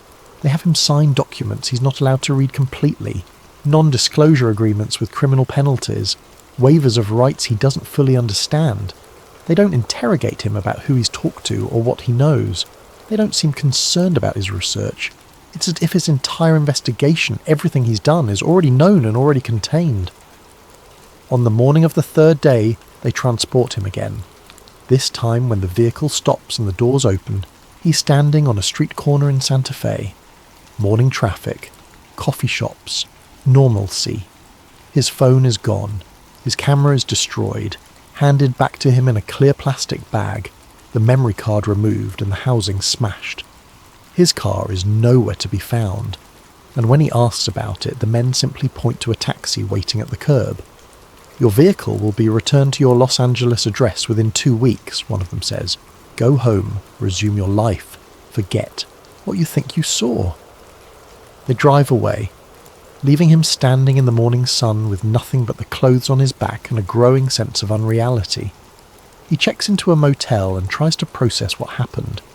They caught him in a restricted facility. They had every legal justification to prosecute him into oblivion. Instead, they released him with what amounts to a warning. Why? He searches his pockets, looking for his wallet, and finds something that wasn't there before. A small white card, unmarked except for a single line of text printed in black. Stop digging. You were in level 2. There are 7. 7 levels. He made it to level 2. What's below? Act 5. The information wore the cover-up machine. Back in Los Angeles, Elias tries to rebuild his research from memory. He creates new anonymous accounts. He begins posting what he knows on conspiracy forums, Reddit threads, anywhere people might listen. The posts disappear within hours, not removed by moderators, not flagged by users, simply gone, as if they never existed. His accounts get shadow banned. His IP address gets blocked. When he tries to contact journalists who cover national security issues, his emails bounce back or go unanswered. He's being suppressed systematically and efficiently. Desperate, he begins analysing historical data.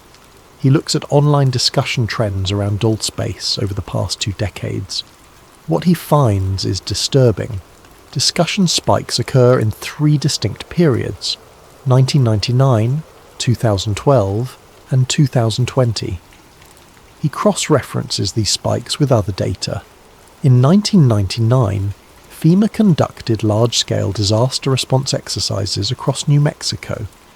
The exercises involved underground rescue scenarios and lasted 3 weeks. In 2012, residents near Dulce reported unusual air traffic, military helicopters, unmarked cargo planes. The activity lasted for 2 months, then stopped abruptly. In 2020, the USGS recorded a series of small seismic events under Archuleta Mesa. The events showed unusual patterns, rhythmic rather than random, consistent with underground excavation or construction. Each spike in public interest coincides with increased activity at or around the Dulce site. Each time, the discussion gets loud, then gets quiet. Information gets shared, then disappears. It's a pattern, a cycle, as if someone is deliberately allowing information to surface, then systematically removing it, studying how far it spreads and who pays attention. Elias realizes he's not uncovering a conspiracy. He's participating in a study. The entire phenomenon, the leaks, the suppression, the cycle of revelation and concealment, it's managed. It's controlled. The conspiracy isn't the base. The conspiracy is the information warfare around it. The final confession. The message from Robert arrives 6 weeks after Elias's return to Los Angeles. It comes through the same encrypted channels, but this time there's an urgency to it. They know I've been talking to you. This is the last time. What I'm about to tell you is the truth, as far as I understand it. Whether you believe me is irrelevant. You deserve to know why they let you go. What follows is a narrative that Elias reads 3 times, each time hoping he's misunderstood. According to Robert, the Dulce facility wasn't built to experiment on anyone. It was built to facilitate an exchange. In 1954, the Eisenhower administration made contact with a non-human intelligence. This isn't speculation. This happened. The contact was managed through a series of intermediaries and resulted in an agreement. The terms of that agreement are above my clearance, but the implementation is not. Robert describes Dulce as one of several exchange facilities established in the late 50s and early 60s. The US provided access, infrastructure, and research collaboration. In return, they received technology and a guarantee of non-interference. The genetic research programs weren't about creating hybrids or conducting experiments. They were about compatibility studies, understanding biology different from ours. The exchange involved information, genetic material, research methodologies, both sides studying the other. Elias wants to dismiss this as insanity. But Robert's message continues with specific details that match too many pieces of his research. Paul Benowitz intercepted real signals. The Air Force destroyed him because he got too close to understanding the communication protocols. Phil Schneider was telling the truth about the firefight, but it wasn't an ambush. It was a containment breach. Security protocol failure. People died on both sides. Both sides. You stumbled into level 2, Robert's message continues. That's administrative and logistics.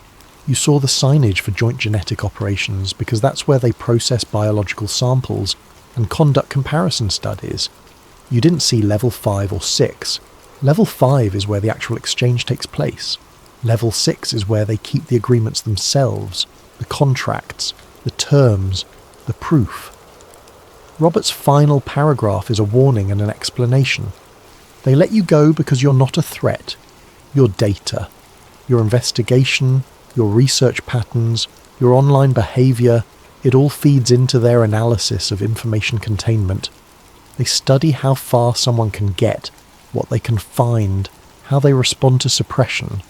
You think you were investigating them. They were studying you.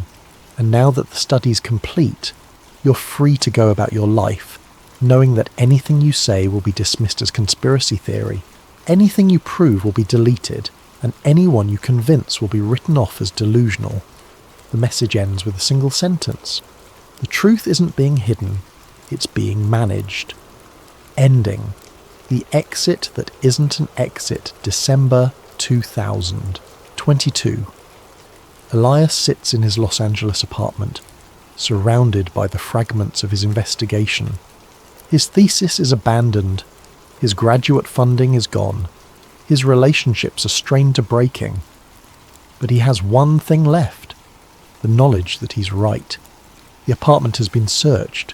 He knows this because small things are different. A book moved slightly, papers in a different order, the scratches around his door lock that weren't there before. His neighbours mention men in suits asking questions about him. Polite questions, official questions. He's being watched, assessed, catalogued. Elias makes a final decision.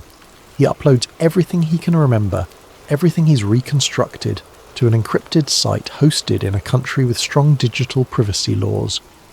He writes his testimony clearly and carefully, knowing it will be read by exactly 3 types of people. Those who already believe and need no convincing, those who will never believe regardless of evidence, and the analysts whose job is to monitor how this information spreads. His final words are chosen with precision. The Dulce base is real. I've seen it. I've walked its corridors. I've been detained and released by the people who run it. What's under level 6 isn't the problem, though I suspect it would reshape our understanding of reality. The real problem is how easily they made me stop talking about it. Not through threats, not through force, but through something more insidious. By making the truth indistinguishable from paranoia. By ensuring that anyone who speaks about this sounds exactly like someone who's lost their grip on reality. By creating a system where the evidence can exist in plain sight because nobody with credibility will touch it. They don't need to hide the truth anymore. They've made the truth hide itself. I know what I saw. I know what exists under Archuleta Mesa. And I know that by the time you read this, it won't matter. Because the mechanism designed to keep this secret isn't classification or suppression. It's something far more elegant. The certainty that anyone who talks about it will be dismissed as exactly what I sound like right now. There are 7 levels beneath the mesa. I made it to level 2. What's on the levels below is less important than the question of why we're not supposed to ask. What's being studied down there matters less than who agreed to let it be studied. What's being exchanged is secondary to the fact that an exchange is happening at all. They let me go because I'm not dangerous to them. I'm useful. Another data point. Another case study in how far someone can dig before they're neutralised, not by violence or prosecution, but by the simple act of being made to sound crazy. So, here's my testimony. Believe it or dismiss it. Share it or forget it. Either way, underneath a mesa in New Mexico, there's a facility with 7 levels, and on those levels things are happening that we're not meant to understand. And the people who run it are counting on the fact that you'll never take this seriously enough to find out for yourself. Elysius hits upload and watches the progress bar fill. His story joins thousands of others like it, indistinguishable from fiction, impossible to verify, easily dismissed. He closes his laptop and looks out at the Los Angeles skyline. Somewhere beneath the ground in New Mexico, machinery hums, research continues, agreements are honoured, and the world goes on, blissfully unaware or deliberately ignorant, he's no longer sure which. The truth isn't hidden, it's managed. And he's just become part of the management system, a cautionary tale about what happens when you dig too deep, packaged and presented in a way that ensures nobody else will make the same mistake. Elias Ford's investigation ends not with revelation, but with assimilation. He sought the truth. Instead, he became part of the mechanism that obscures it.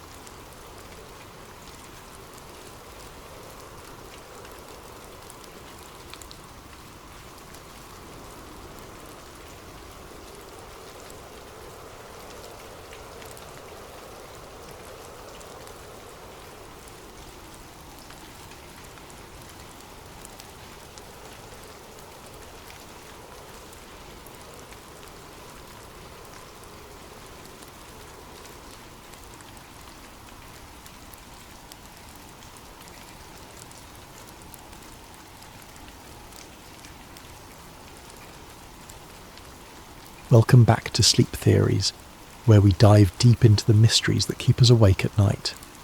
Before we begin tonight's story, I want to give a special thanks to DXD232 for this incredible video suggestion. If you have ideas for future stories, please leave them in the comments below. Your suggestions fuel these late-night journeys into the unknown. And if you're enjoying these stories, don't forget to like and subscribe to Sleep Theories. It really helps us continue bringing you these haunting tales. Now, settle in as we explore what happens when family secrets and government conspiracies collide in ways that will leave you questioning everything you thought you knew about the truth.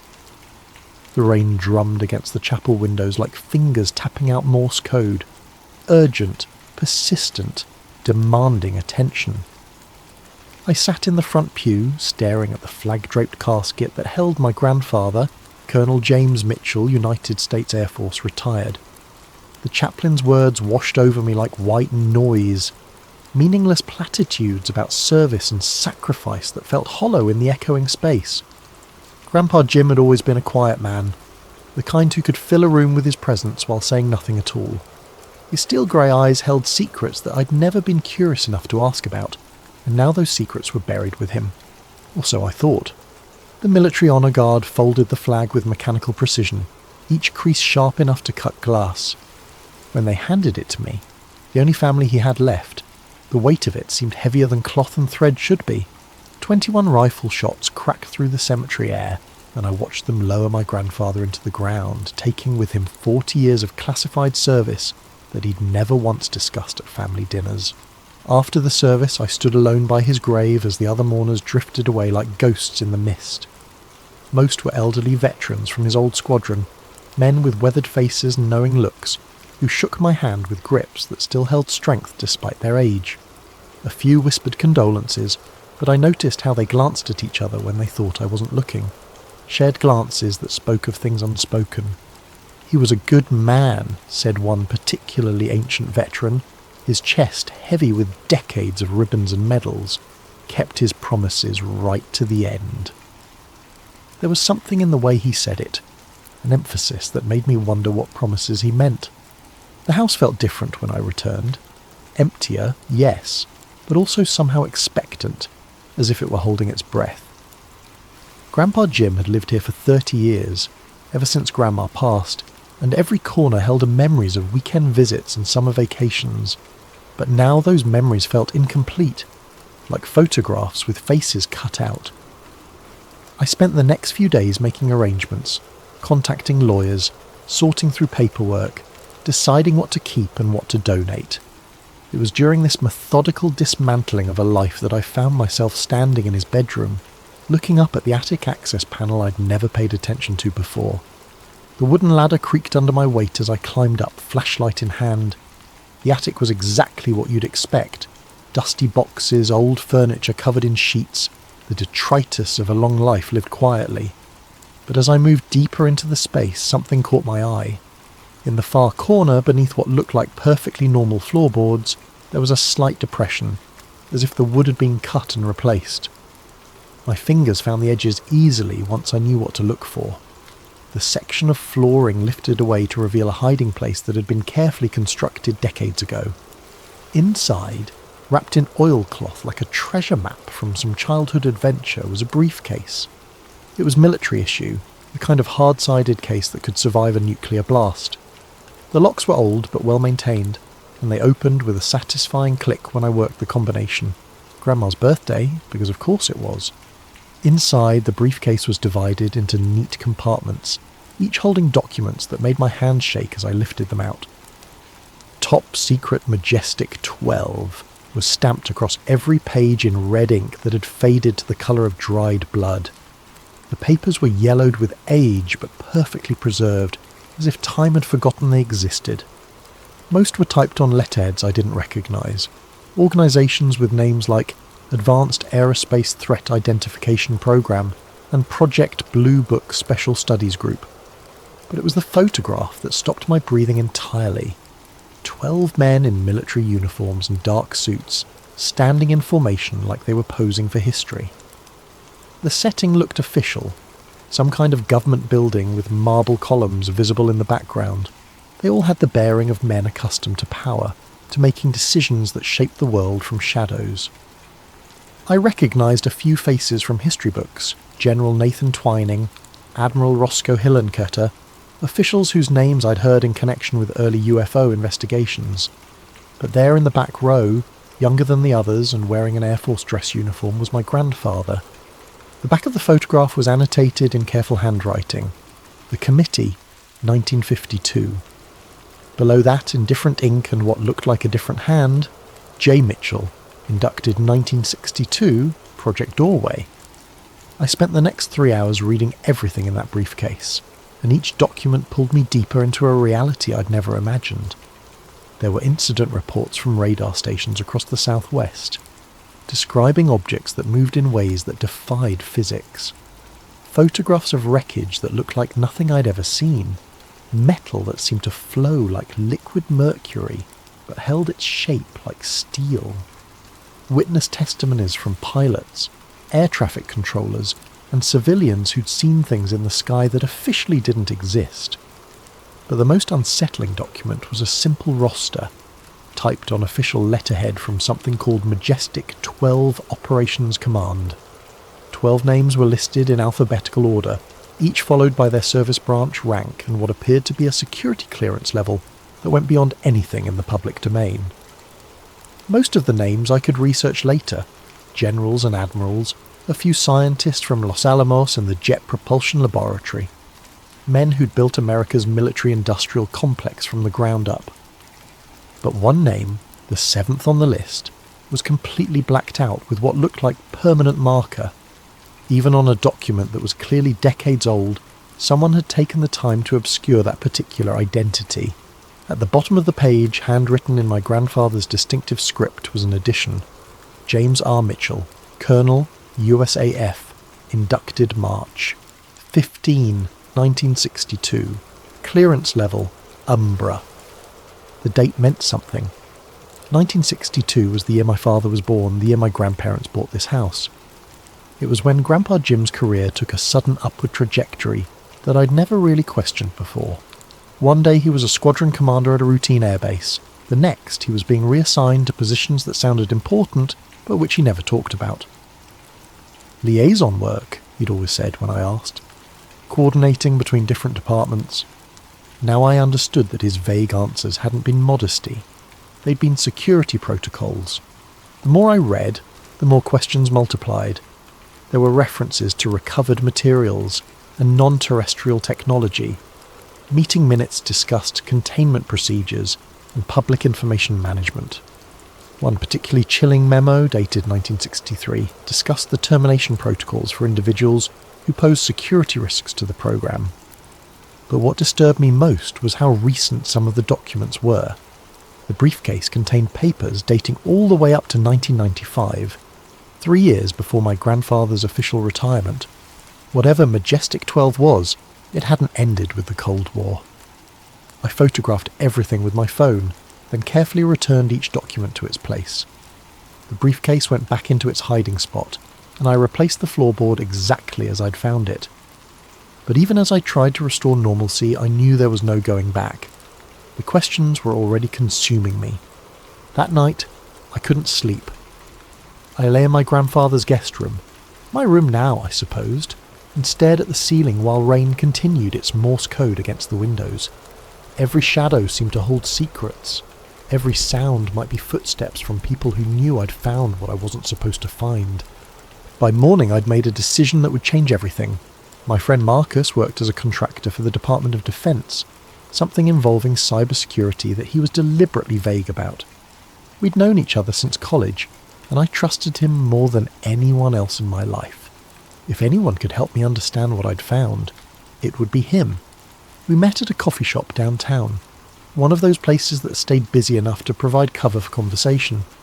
I'd brought printouts of a few of the less sensitive documents, nothing that mentioned names or specific operations, just enough to give him context. Marcus studied the papers with the intensity of someone who knew what to look for. His expression grew increasingly troubled as he read, and when he finally looked up, there was something in his eyes I'd never seen before. Fear. "Where did you get these?" he asked, his voice barely above a whisper. "My grandfather's attic." "Marcus, is this real?" He glanced around the coffee shop, then leaned closer. "Do you have any idea what you're dealing with here? These classifications, I've never seen anything like them. Umbra clearance? That's not supposed to exist. But it does exist. That's the problem." He gathered the papers and handed them back to me. "Listen to me very carefully. Go home, burn these, and never mention them to anyone again." Marcus dash. "I'm serious. There are things the government doesn't want people to know, and there are things the government will kill people to keep secret. This feels like the second kind." His words should have scared me away. Instead, they had the opposite effect. The journalist in me, the part that had driven me to a career in investigative reporting before I'd settled into the comfortable mediocrity of freelance writing, suddenly awakened after years of dormancy. "What if I don't want to let this go?" Marcus stared at me for a long moment, then shook his head. "Then you're on your own." And whatever happens next, we never had this conversation. He left his coffee unfinished and walked out, leaving me alone with questions that felt heavier than they had before. But I'd expected this reaction. Anyone who worked within the system would be trained to avoid anything that could compromise their clearance or their career. I needed to find someone who operated outside those constraints. I spent the afternoon researching Majestic 12 online, falling down rabbit holes that led to conspiracy forums, declassified documents, and academic papers about government secrecy. Most of what I found was speculation and fantasy, but scattered through the noise were threads of genuine research by people who dedicated their lives to uncovering the truth. That evening, I made my second mistake of the week. I called my friend Sarah, a journalist with connections throughout the intelligence community, and asked if she'd ever heard of anything called Majestic 12. The line went silent for so long that I thought the caller dropped. "Where are you hearing that name?" she finally asked. "It's probably nothing. Family history stuff. Meet me tomorrow, not at my office, somewhere public, and don't mention this to anyone else until we talk." The urgency in her voice should have been another warning. Instead, it felt like validation. I wasn't chasing shadows, I was onto something real. But I never made it to that meeting. I woke up at 3 a.m. to the sound of breaking glass. The house was dark, but something was wrong with the darkness. It felt occupied, as if invisible presence was moving through it. I grabbed my phone and tried to call 911, but there was no signal. The landline was dead too. From somewhere below came the sound of footsteps, careful and deliberate. They moved through the house with purpose, as if the intruders knew exactly where they were going. I heard them climbing the stairs to the second floor, then the creak of the attic ladder being lowered. I hid in the bathroom and waited. The sounds from above were methodical, things being moved, floorboards being pried up, the briefcase being opened. They knew exactly where to look. 20 minutes later, the footsteps receded. I heard a vehicle start in the driveway, then fade into the distance. When I finally found the courage to investigate, the attic had been searched thoroughly, but not destructively. Nothing was damaged. Nothing was stolen. They'd simply examined everything and left. But they'd left something behind. On my kitchen table, weighted down by my grandfather's coffee mug, was a single sheet of paper with a message typed in the same font as the documents I'd found. Return what doesn't belong to you. No one will believe you anyway. The message was unsigned, but the implication was clear. They knew who I was, they knew what I'd found, and they were giving me a chance to walk away quietly. The old me, the careful, risk-averse me, might have taken that chance. But something had changed. Maybe it was reading those documents and realizing that my grandfather had spent decades keeping secrets that could reshape our understanding of reality. Maybe it was the casual way they'd invaded my home, as if my privacy and safety were irrelevant details. Or maybe it was the arrogance of that final line, "No one will believe you anyway." They were probably right, but I was going to try anyway. I found David Kellerman through a recommendation on a UFO research forum. He was a retired aerospace historian who'd spent 30 years studying the intersection of government secrecy and unexplained aerial phenomena. His academic credentials were impressive: MIT, CALTECH, positions with NASA and the RAND Corporation, but he'd sacrificed his mainstream career to pursue questions that his former colleagues considered career suicide. His office was in a strip mall between a tax preparation service and a Chinese restaurant, the kind of anonymous location that suggested someone who valued privacy over prestige. The interior looked like a library had exploded. Shelves lined every wall, stacked with books, journals and filing boxes that seemed to follow an organisational system only he understood. Kellerman himself was exactly what I'd expected. 60s, grey-beard, eyes that held the intensity of someone who'd spent years looking for patterns that others missed. He poured coffee from a pot that looked like it had been brewing since the Clinton administration and settled behind a desk covered with documents. "You mentioned Majestic 12 on the phone," he said without preamble. "That's not a term people use casually." I pulled out the photograph I'd found and placed it on his desk. Kellerman's reaction was immediate and startling. He actually recoiled as if I'd shown him something dangerous. "Where did you get this?" "My grandfather's attic. He died last week." Kellerman studied the photo with a magnifying glass, his expression growing more troubled with each face he examined. "This is Jesus. Do you know who these people are?" "Some of them. General Twining, Admiral Hillenkoetter, the founding members of the most secret organisation in American history. These 12 men controlled information about unexplained aerial phenomena for decades. They decided what the public knew, what scientists could study, what pilots could report." He pointed to each face in turn, rattling off names and positions that painted a picture of a shadow organisation with connections throughout the military-industrial complex.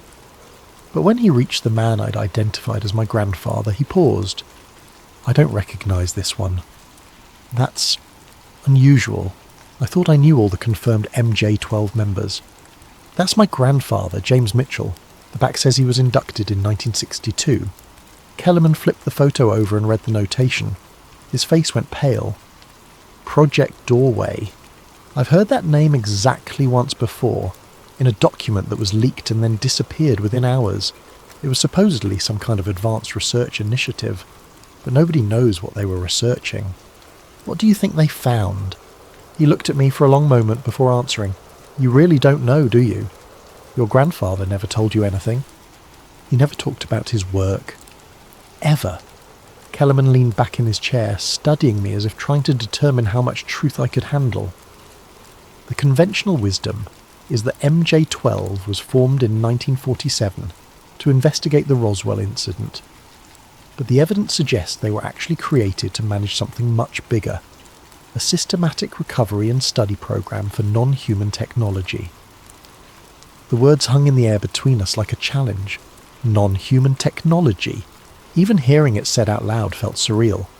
"You're talking about UFOs. I'm talking about recovered materials, reverse-engineered technology, and a cover-up that's lasted 75 years. He gestured toward the photograph. These men weren't just investigating unexplained aircraft. They were trying to understand technology that was decades or centuries ahead of anything humans had developed.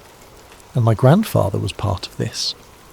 If this photograph is authentic, then your grandfather was inducted into the most classified program in human history. Project Doorway might have been where they kept their most sensitive research, the things too dangerous or too revolutionary to share with the rest of MJ-12.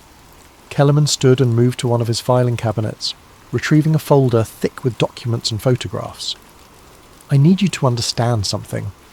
The people who ran this program didn't just classify information. They eliminated threats. Researchers who asked too many questions disappeared.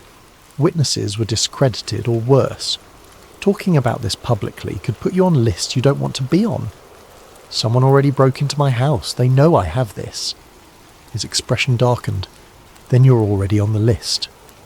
The question is what you're going to do about it." I thought about my grandfather's life of careful silence, about all the questions I'd never asked, and all the answers I'd never received. Then I thought about that arrogant note left on my kitchen table, the casual assumption that I could be intimidated into compliance. "I want to know the truth. All of it." Kellerman nodded slowly as if he'd expected this answer. "Then we're going to need help. There are others, researchers, former military personnel, people who've been asking the same questions you're asking. But we'll need to be careful. The moment you start connecting dots publicly, they'll move to shut you down." "How?" "However they need to. These people have resources you can't imagine and authorization you don't want to think about. But there might be a way to get ahead of them, if you're willing to take the risk." Over the next 2 hours, Kellerman outlined a plan that was equal parts brilliant and terrifying. Instead of trying to investigate MJ-12 from the outside, we would use the documents I'd found to force them into the open. By releasing carefully selected information through multiple channels simultaneously, we could create too many fires for them to contain at once. "The key," he explained, "is making sure the information spreads faster than they can respond. Once it's out there, they can't put it back in the bottle. It was a good plan. It might even have worked. But we never got the chance to find out." I spent the next morning at Kellerman's office, helping him scan and catalogue every document from my grandfather's briefcase. We worked methodically, creating multiple backup copies and preparing a release package that would be impossible to suppress completely. The plan was elegant in its simplicity.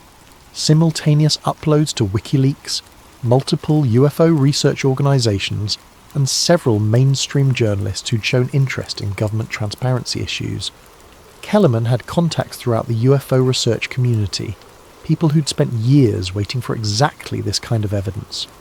Within hours, we had confirmation that major research organizations were prepared to receive and distribute the documents. Everything was in place. At 3 p.m, I uploaded the complete document package to an encrypted file-sharing service that Kellerman had used successfully for previous leaks. The upload took 47 minutes, hundreds of pages of classified documents that would finally expose the truth about decades of government deception. For exactly 12 hours, I felt like we were winning. I woke up the next morning to a house without power, internet or phone service. The silence was so complete that it took me several minutes to realise what was wrong. No humming refrigerator, no digital clocks, no background noise from electronic devices. It was as if someone had cut the house off from the modern world entirely. Outside my bedroom window, a black SUV sat at the curb with its engine running. As I watched, a second vehicle pulled up behind it. Men in dark suits got out and began setting up some kind of equipment, dishes and antennas that suggested sophisticated surveillance technology. My phone had no signal, but its battery was mysteriously drained despite being plugged in overnight. The landline was completely dead. I was effectively isolated from the outside world, but I wasn't quite ready to panic yet. This could still be intimidation rather than preparation for something worse. That illusion lasted until I tried to check the file-sharing site using my neighbour's Wi-Fi. The documents were gone. In their place was a message that made my blood turn cold. You are now under protective surveillance for your own safety. Do not attempt to leave the area or contact outside parties until you have been debriefed. Protective surveillance. As if kidnapping became legal when the government did it. I tried every backup plan Kellerman and I had discussed. Multiple file-sharing sites, email accounts, social media platforms. Every avenue we'd prepared had been somehow compromised or blocked. It was as if an invisible hand had reached into the internet and selectively deleted only the information we'd tried to share. The technical sophistication required for that kind of operation was staggering. It wasn't enough to monitor internet traffic. They had to have real-time access to multiple private servers and the ability to alter or delete data across platforms simultaneously. The resources required suggested an operation far beyond normal law enforcement or even typical intelligence agencies. By noon, I was completely cut off. The men outside had set up a perimeter that looked professional, but not overtly threatening. More like a protective detail than an arrest team. But the message was clear. I wasn't leaving until someone decided I could leave. I spent the afternoon trying to understand what I was dealing with. Whoever these people were, they had capabilities that seemed to transcend normal government authority. They could shut down utilities, manipulate internet infrastructure, and coordinate surveillance operations without any visible oversight or legal process. But they'd also gone to elaborate lengths to avoid direct confrontation. The message had called it protective surveillance, and their behaviour suggested they wanted cooperation rather than conflict. That meant they needed something from me, information, compliance, or something else I couldn't yet identify. At 6 p.m, my doorbell rang. I looked through the peephole to see a woman in a dark business suit alone, holding what appeared to be an official government identification. She was middle-aged, professionally dressed, with the bearing of someone accustomed to authority. Most importantly, she didn't look like the kind of person who would kick down doors or make threats. "Mr. Mitchell," she said when I opened the door, "my name is Agent Elizabeth Morrison, and I represent a group that worked very closely with your grandfather. We need to talk." Agent Morrison's credentials identified her as working for something called Advanced Special Programs Division, which meant nothing to me but seemed genuine enough. She declined to come inside, suggesting instead that we take a drive to somewhere more secure for our conversation. "More secure for whom?" I asked. "For everyone involved. Your house is being monitored by multiple parties now, and not all of them have your best interests at heart." The statement was cryptic enough to be either a threat or a warning. Against my better judgment, I decided to trust her. Maybe it was her professional demeanour, or maybe I was simply tired of being trapped in my own home, but something about Agent Morrison seemed different from the faceless surveillance team that had been watching me. We drove in her unmarked sedan through the suburbs and then out into the desert, following highways that grew progressively emptier as we moved away from civilization. Morrison didn't speak during the drive, and I found myself studying her profile, trying to read intent in the set of her jaw and the way she gripped the steering wheel. "Where are we going?" I finally asked. "To see something your grandfather helped build." After 2 hours of driving, we turned off the main highway onto a dirt road that looked like it led nowhere. But after several miles of desert scrub and Joshua trees, a chain-link fence appeared in the distance, topped with razor wire and surrounded by warning signs about restricted military areas. The facility beyond the fence looked abandoned. Old buildings with broken windows, a few rusted antenna arrays, and what might once have been a radar installation. It looked like dozens of other Cold War-era installations scattered throughout the southwest, the kind of place that had been built quickly and abandoned just as quickly when budgets shifted or missions changed. But appearances were deceiving. Agent Morrison used a key card to open gates that looked rusty but operated smoothly, and I noticed that despite the apparent abandonment, the roads were well maintained and the power lines were clearly active. "What is this place?" Officially, a decommissioned early warning station that was closed in 1967. Unofficially, it's been continuously operational for 58 years. She parked in front of the largest building and led me to an entrance that was hidden from casual view. Your grandfather spent a lot of time here in the 1960s and 70s. The interior was a revelation. Beyond the facade of abandonment was a facility that looked like something from a science fiction movie. Clean corridors with modern lighting, security checkpoints with advanced scanning equipment, and an elevator that descended far deeper than should have been possible in a desert installation.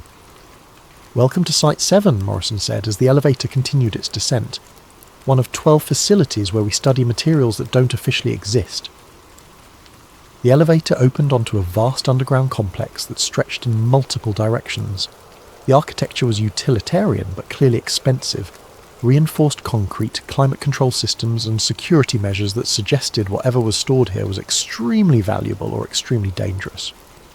Morrison led me through corridors lined with laboratories and storage areas, past rooms filled with equipment I couldn't identify, and technicians who barely looked up from their work. The scale of the operation was staggering. This wasn't a small research facility, it was an entire underground city dedicated to purposes I couldn't yet comprehend. "How long has this been here?" "Construction began in 1953, expanded continuously ever since. Your grandfather was one of the original planners.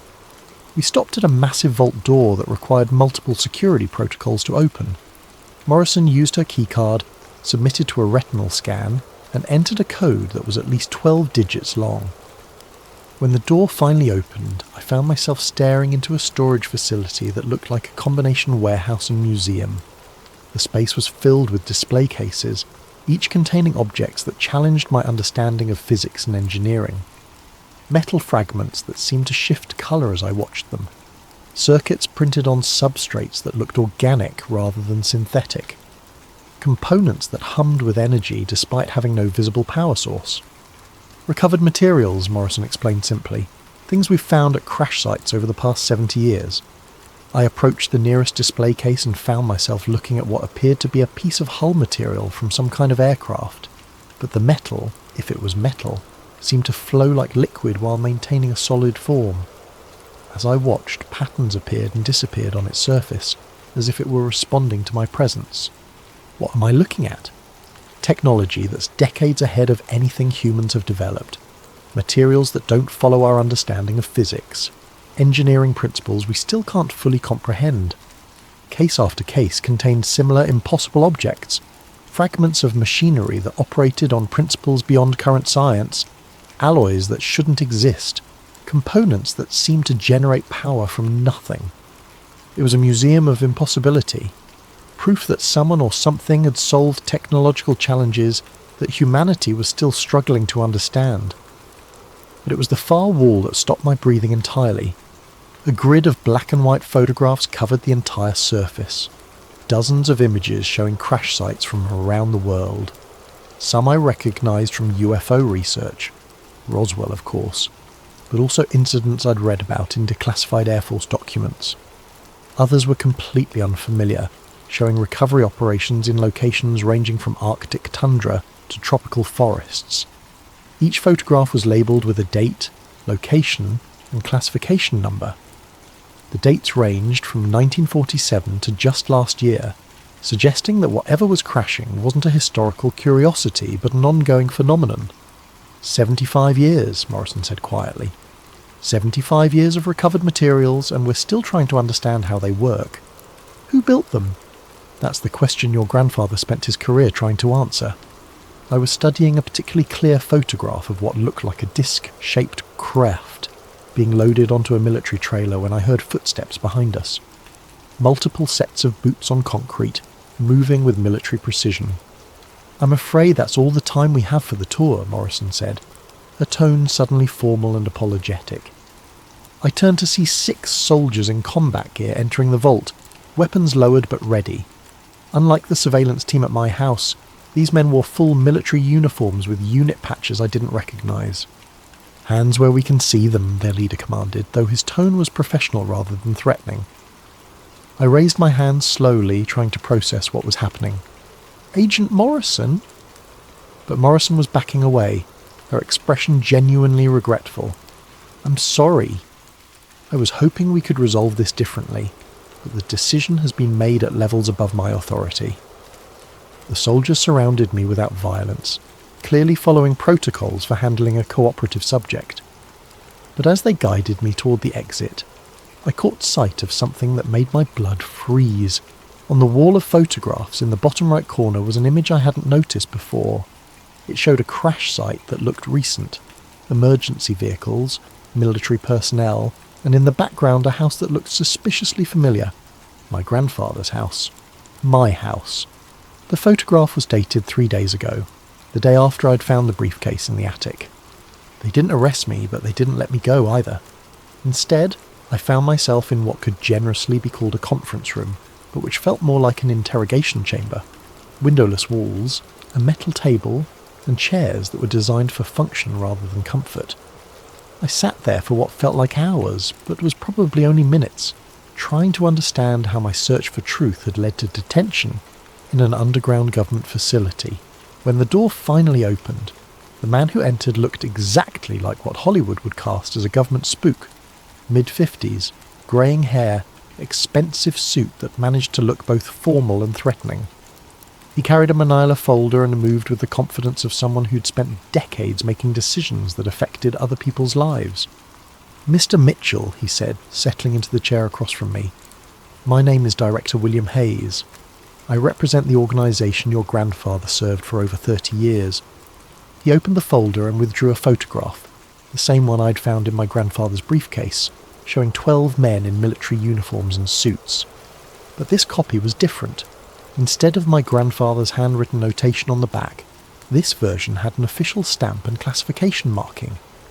Majestic 12, Hayes continued, was never what people thought it was. It wasn't 12 men making decisions about UFO policy. It was 12 seats, positions that have been continuously filled by individuals with specific skills and clearances, and my grandfather held one of those seats. The 12th seat specifically. Your grandfather was recruited in 1962 because of his expertise in aerospace engineering and his security clearance, but also because of his psychological profile.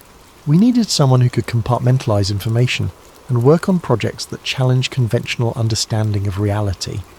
Hayes withdrew another document from the folder, a psychological evaluation with my grandfather's name and photograph. The assessment was thorough and unsettling, analysing everything from his cognitive abilities to his likelihood of developing moral objections to classified work. Project Doorway was your grandfather's primary assignment, Hayes explained.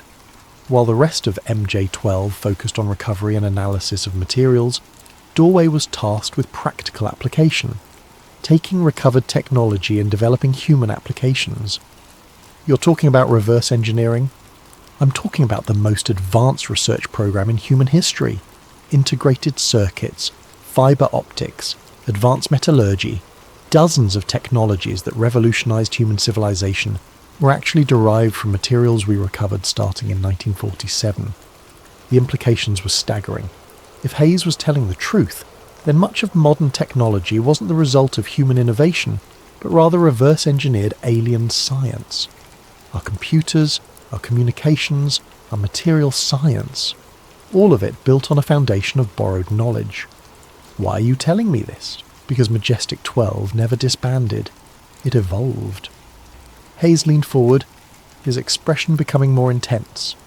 Government programs have limitations, oversight, budgets, political interference. But private organisations can operate with greater flexibility and fewer restrictions. You went private. We became self-sustaining. The technologies we developed generated revenue streams that funded continued research. By 1995, we were completely independent of government oversight or funding. It made a certain perverse sense. If you could reverse engineer advanced technology, you could patent and license innovations that would generate enormous profits. Those profits could fund more research, more recovery operations, more technological advancement, a self-perpetuating cycle of discovery and development that operated outside normal economic and political constraints. The question, Hayes continued, is what happens now? Your investigation has attracted attention from multiple parties, some friendly, others less so. You have a choice to make. He placed 2 items on the table between us. The first was a standard non-disclosure agreement, the kind of legal document that would bind me to silence about everything I'd seen and learned. The second was a keycard similar to the one Agent Morrison had used to access the facility. Option 1, you sign the NDA, agree never to discuss or investigate this matter further, and return to your normal life. We'll ensure your safety and provide compensation for any inconvenience you've experienced. And option 2, you take the keycard and accept an invitation to join the organisation your grandfather served. The 12th seat has been vacant since his death 3 days ago. The offer was so unexpected that I couldn't immediately process it. You want me to become part of the cover-up? I want you to become part of the solution. Hayes' expression didn't change, but his tone became more urgent. Do you think we've spent 75 years hiding this technology for fun? Do you think we enjoy keeping scientific breakthroughs locked away in underground vaults? Then why do it? Because releasing it too quickly would destabilize human civilization. Imagine if we'd introduced integrated circuit technology in 1950, or revealed anti-gravity principles in 1960. The economic, political and social disruption would have been catastrophic. Hayes stood and moved to a wall-mounted display that I hadn't noticed before. With the touch of a button, it came alive with charts and graphs showing technological advancement over the past century. We've been carefully introducing recovered technology into human civilization for decades, he explained. Each innovation is timed to coincide with humanity's ability to understand and integrate it safely. We're not suppressing progress, we're managing it. The display showed a timeline that was both fascinating and disturbing.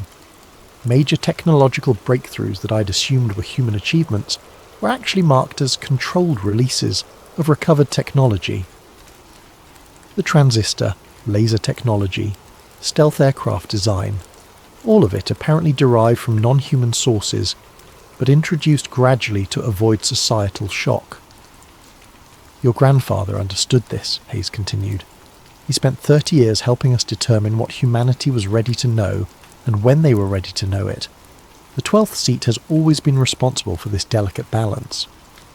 And if I refuse both options? Hayes returned to his chair and for the first time his professional composure slipped slightly. Then you become a security risk that needs to be managed.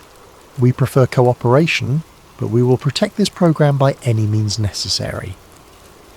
The threat was politely delivered but unmistakable. I could join them, be silenced by legal agreement, or be silenced by other means. But there was something else in his expression, a hope that I would choose cooperation over coercion. I need time to think. Time is a luxury we don't have. Your investigation has already attracted attention from foreign intelligence services and radical transparency groups. Every hour you remain uncommitted increases the risk of exposure. Hayes withdrew one final document from his folder, an intelligence briefing that showed my photograph alongside analysis of my online activities, social connections and potential security risks.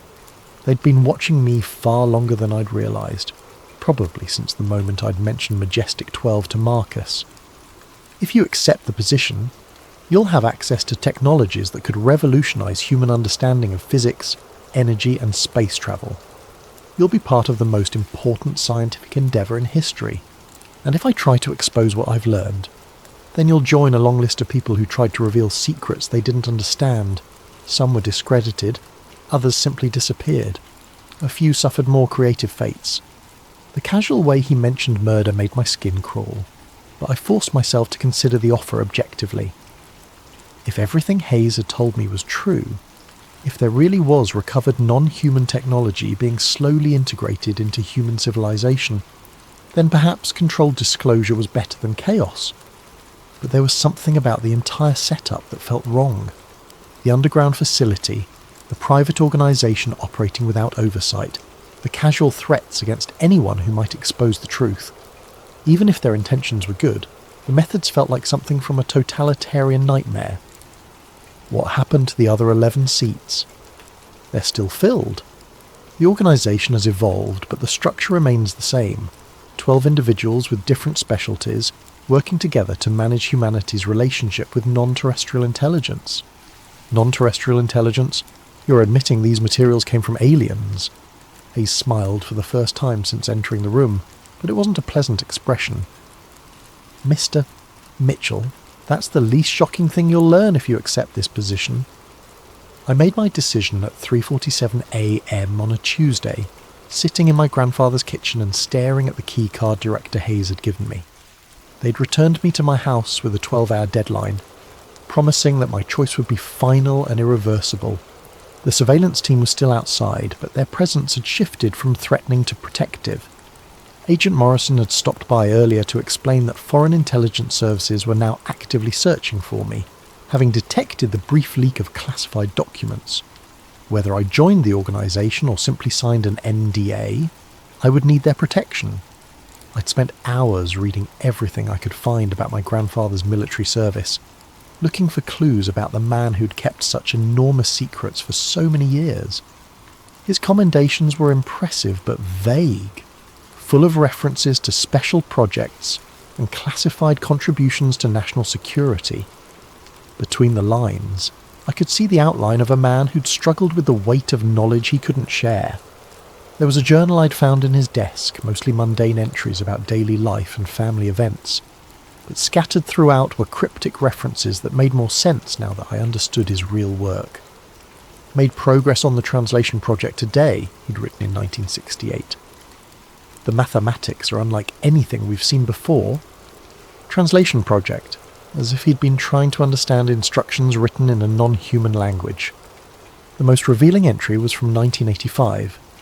23 years of this work, and I still don't know if we're preparing humanity for the future, or betraying it to forces we don't understand, but the alternative, chaos, panic, the collapse of everything we've built, seems worse than continuing down this path. My grandfather had wrestled with the same choice I was facing now. Join a conspiracy that might be protecting humanity, or risk exposing truths that could destroy the foundations of human civilization. At 4 a.m, I made my choice. I walked to my front door and opened it slowly. Agent Morrison was waiting on the porch, as if she'd known this moment would come. "Have you decided?" she asked. I looked at the key card in my hand, then at the surveillance vehicles that had become as familiar as the landscape. Beyond them, the desert stretched toward mountains that looked like sleeping giants in the pre-dawn darkness. "My grandfather kept these secrets for 30 years, I said finally. "How did he live with it?" He understood that some truths are too dangerous for democracy to handle, but that doesn't mean they should be hidden forever, just managed carefully until humanity is ready. "And you think I'm ready to make those decisions?" Morrison's expression was genuinely sympathetic. "I think you're the only one who can. Your grandfather chose you for this role long before you found that briefcase. Why do you think he kept it where you would find it after his death?" The implication hit me like cold water. The briefcase hadn't been hidden from me. It had been preserved for me. My grandfather had spent his final years preparing for this moment, when his secrets would become my responsibility. "The 12th seat," I said quietly. "Welcome to Majestic 12, Mr. Mitchell." I handed her the key card, then walked back into the house that now felt like someone else's life. In 12 hours, I would report to Site 7 for orientation and briefing. I would learn about technologies that shouldn't exist, about contact with intelligences that weren't human, about decisions that shaped the future of human civilization. But first, I had one final task to complete. I sat at my grandfather's desk and opened a new document on my laptop. If I was going to join the conspiracy, I was going to document everything I could remember about the journey that brought me here. Not for publication, I understood now that some secrets had to be kept, but for the person who would someday find themselves in my position. Because there would always be a 12th seat, and it would always need to be filled by someone willing to bear the weight of impossible knowledge. I began typing, "If you're reading this, then you found what I left for you to find." The briefcase was just the beginning. What follows is the real story, the one they don't tell you until after you've already agreed to carry it forward. Outside, the sun was rising over the desert, painting the mountains in shades of gold and red. It looked like the dawn of a new world, which I supposed it was, at least for me. 3 months later, I was sitting in a conference room beneath Site 7. surrounded by 11 other people who'd made the same choice I had made. We were reviewing intelligence reports about a crash in northern Canada, discussing recovery protocols and containment procedures with the casual professionalism of people who'd spent years managing the impossible. The work was exactly as advertised. Fascinating, terrifying, and absolutely necessary. Every day brought new evidence that humanity was not alone in the universe, and every day brought new decisions about how much of that truth the world was ready to handle. I thought about my grandfather often, wondering if he'd felt the same mix of pride and guilt that consumed me now.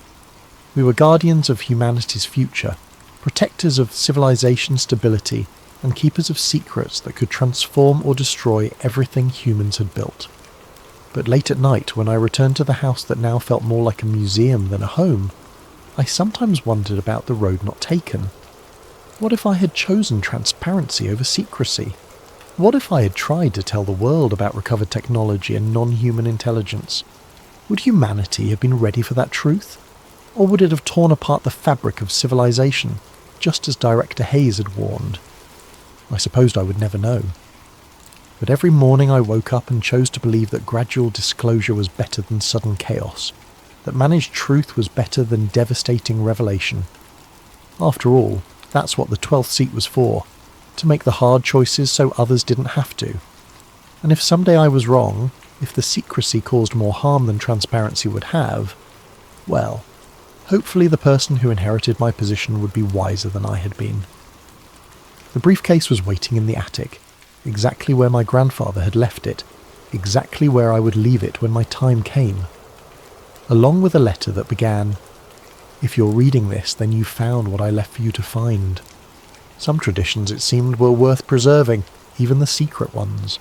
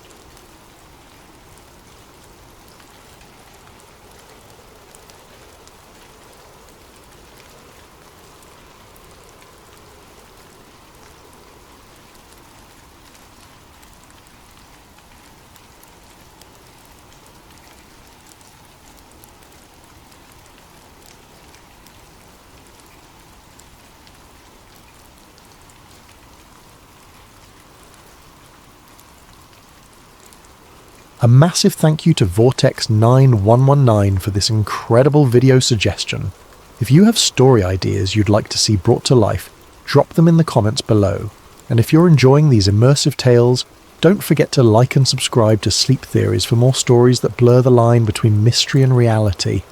What if I told you that buried beneath a 1,000-year-old chapel in Ethiopia lies something so powerful that governments have spent decades ensuring you never learn about it? What if every conflict, every war, every uprising in that region wasn't random chaos, but a response to something ancient awakening? My name is Alex Morrison, and 3 months ago, I was just another satellite imaging technician, analysing ground-penetrating radar for a living. Now I'm hiding in a cabin in rural Montana, and I may be the only person alive who knows the truth about what's really buried in Axum. The coffee had gone cold hours ago, but I kept sipping it anyway.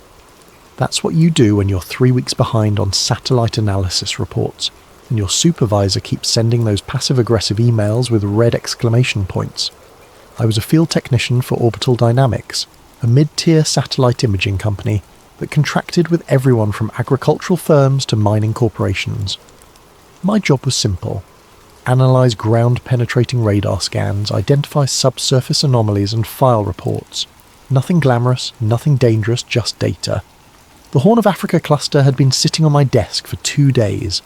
Standard geological survey for a potential infrastructure project in Ethiopia. Roads, power lines, The usual development stuff that required knowing what lay beneath the surface. I'd already processed 47 grids of unremarkable sediment layers and bedrock formations when I opened grid 48. The image loaded pixel by pixel, revealing the familiar topography of northern Ethiopia. Rolling hills, scattered vegetation, and the ancient town of Axum with its towering obelisks and stone churches. But there, beneath the church of Our Lady Mary of Zion, was something that made my breath catch in my throat. A perfect geometric void. Not a cave, not a natural formation. The radar signature showed clean, straight edges forming a rectangular shape, approximately 4 feet long, 2.5 feet wide, and 2.5 feet deep. The dimensions were so precise they could have been cut with industrial equipment, yet the surrounding rock layers indicated this void had existed for centuries, possibly millennia. I pulled up the analysis protocols on my second monitor. Standard procedure for unexplained anomalies was clear. Mark as geological inconsistency or data corruption, and move on. The company didn't pay us to solve mysteries, just to identify potential construction hazards. But those dimensions nagged at me. 4 feet by 2.5 feet by 2.5 feet. I'd heard those measurements before, in some half-remembered history class or documentary. Something biblical. I saved the image to my personal drive before marking the official report as data corruption. Recommend resurvey. My supervisor would approve it without a second glance, and the client would order new scans of the area that would somehow never quite capture that same perfect void again. As I prepared to move on to the next grid, I noticed something else in the metadata. The thermal overlay showed heat signatures throughout the scan area, solar absorption on the surface, geothermal activity deeper down, all normal patterns, except for the void. The void was 3 degrees warmer than the surrounding rock despite being completely enclosed. Dead objects don't generate heat. I stared at the screen until my eyes burned, but no amount of analysis could explain what I was looking at. Finally, I closed the file and went home, but the image followed me. Those perfect dimensions, that impossible heat signature, the way it sat directly beneath one of Christianity's most sacred sites. 4 feet by 2.5 feet by 2.5 feet. The traditional dimensions of the Ark of the Covenant. That night, I dreamed of golden cherubim with wings spread wide, and a voice that spoke from between them with the sound of rushing water. In the dream, I was standing in a stone chamber, lit by a light that cast no shadows, reaching toward a box that hummed with power. The moment my fingers touched the gold, I woke with a gasp, my heart hammering against my ribs. It was just a dream, I told myself. Just my imagination running wild after a long day staring at radar scans. But when I checked my phone, I found I'd been unconsciously searching for information about Axum, about the Church of Our Lady Mary of Zion, about ancient artifacts hidden beneath holy ground. The next morning I couldn't focus on anything else. I pulled up the scan again, studying every pixel, every thermal gradient, every impossible detail of that buried void. This wasn't data corruption. This was something real, something significant, something that had been deliberately hidden from the world. Something that was waiting.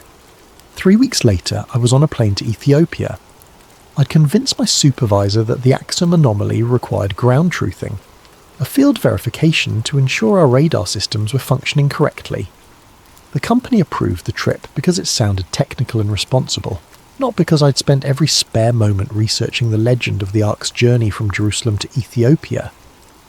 According to tradition, the Queen of Sheba took the Ark back to Ethiopia after her visit to King Solomon. Her son, Menelik I, founded the Ethiopian Empire and established Axum as its capital. For 3,000 years, Ethiopian Orthodox Christians had claimed the true Ark of the Covenant rested in the Church of Our Lady Mary of Zion, guarded by a single monk who could never leave the sacred precinct. Tourist nonsense, I'd always assumed. Every culture claimed to have some piece of biblical history hidden in their backyard. But now I had radar evidence of something buried exactly where the legend said it would be. Something that matched the Ark's traditional dimensions and somehow generated heat despite being entombed in solid rock. I landed in Addis Ababa on a Tuesday morning and caught a domestic flight to Axum the same day. The town was smaller than I'd expected, a collection of low buildings scattered around the famous obelisk park and the twin churches that claim to house the world's greatest religious relic. Tourists wandered between the ancient stone monuments, taking selfies with 3,000-year-old carved pillars, while guides recited well-practiced speeches about Queen Sheba and King Solomon. I hired a local guide named Dawit, a middle-aged man with intelligent eyes and careful English who specialised in the historical sites. We spent the first day touring the obelisk park and the ruins of ancient palaces, but I was really just getting a feel for the area, trying to match the topography to my radar scans. "Tomorrow we visit the churches," Dawit said as we walked back to my hotel. "The old church and the new church. Very sacred places." "Can tourists go inside both churches?" I asked, trying to sound casual. "The new church, yes. Beautiful paintings, ancient books, many treasures. But the old church..." He paused, glancing around as if checking for eavesdroppers. "The old church is different. Only priests allowed inside and the guardian." "The guardian? One monk, chosen for life. He watches over the..." Dawit lowered his voice. "Over what is kept there. He can never leave the church grounds. Never. He stays until he dies, then another is chosen." We'd reached my hotel, but I wasn't ready to end the conversation. "What exactly is he guarding?" Dawit looked uncomfortable. "Christians say it is the Tablet, the Ark of Moses. Others say it is just tradition, just stories. But I have lived in Axum all my life, and I tell you this, the guardian is real. I have seen him walking in the church courtyard at night, always alone, always watching. What does he look like? Old, but not in years. Old in ... Dawit struggled for the word. Old in soul. Like a man who has seen too much, carries too much weight. His eyes..." He shuddered. "I do not like to look at his eyes." That night I lay in bed studying satellite photos of the church complex on my laptop. The Church of Our Lady Mary of Zion was actually two buildings. A newer church built in the 1960s where tourists and worshippers could visit, and a smaller, older chapel that supposedly housed the Ark. The older building sat directly above the void I detected in the radar scan. According to everything I'd read, no outsider had been permitted inside the chapel in centuries. The Ethiopian Orthodox Church maintained absolute secrecy about what was housed there, allowing only the guardian and select high-ranking clergy to enter. Even the country's government respected the restriction, treating the chapel as sovereign territory beyond their jurisdiction. But tomorrow, I'd at least be able to see the building from the outside, maybe get close enough to take some thermal readings with the handheld scanner I'd brought. It wasn't much, but it might help me understand what was generating that heat signature 12 feet below ground. The next morning, Dawit led me through Axum's narrow streets toward the church complex. We passed market stalls selling coffee and spices, elderly women spinning cotton on wooden wheels, children playing soccer with a ball made of rags. Normal life in a normal town that happened to claim possession of humanity's most powerful religious artifact. The Church of Our Lady Mary of Zion compound was surrounded by a high stone wall with an ornate gate. Beyond the entrance I could see the modern church with its painted dome and arched windows, and behind that, partially hidden by trees, the smaller chapel that supposedly housed the Ark. "We can tour the new church," DeWitt explained as we approached the gate. "Beautiful interior, many ancient paintings and manuscripts, but the chapel behind it..." He pointed to the smaller building. "That is forbidden." We passed through the gate into a courtyard filled with pilgrims and tourists. The modern church was indeed impressive, with colourful frescoes covering every wall and elaborate religious artefacts displayed in glass cases. But I found myself constantly glancing toward the windows that faced the restricted chapel, trying to catch a glimpse of the building that sat above my mysterious void. After an hour of dutifully admiring religious art, I excused myself to use the restroom, then slipped outside into the courtyard. The restricted chapel was maybe 50 yards away, separated from the public area by a low fence and some carefully placed shrubs. I walked casually in that direction, pulling out my phone as if taking pictures of the church architecture. The chapel was older than the main building, constructed from rough stone blocks that had been weathered smooth by centuries of highland rain. Small, narrow windows pierced the walls at regular intervals, but they were too high and too dark to see inside. The building's footprint was roughly 30 feet by 40 feet, large enough to house a small congregation, or to contain something that required a significant amount of protective space. As I was trying to estimate the building's exact position relative to my radar scan, a figure appeared in one of the windows. The Guardian. Even from 50 yards away I could see that Dowett hadn't exaggerated.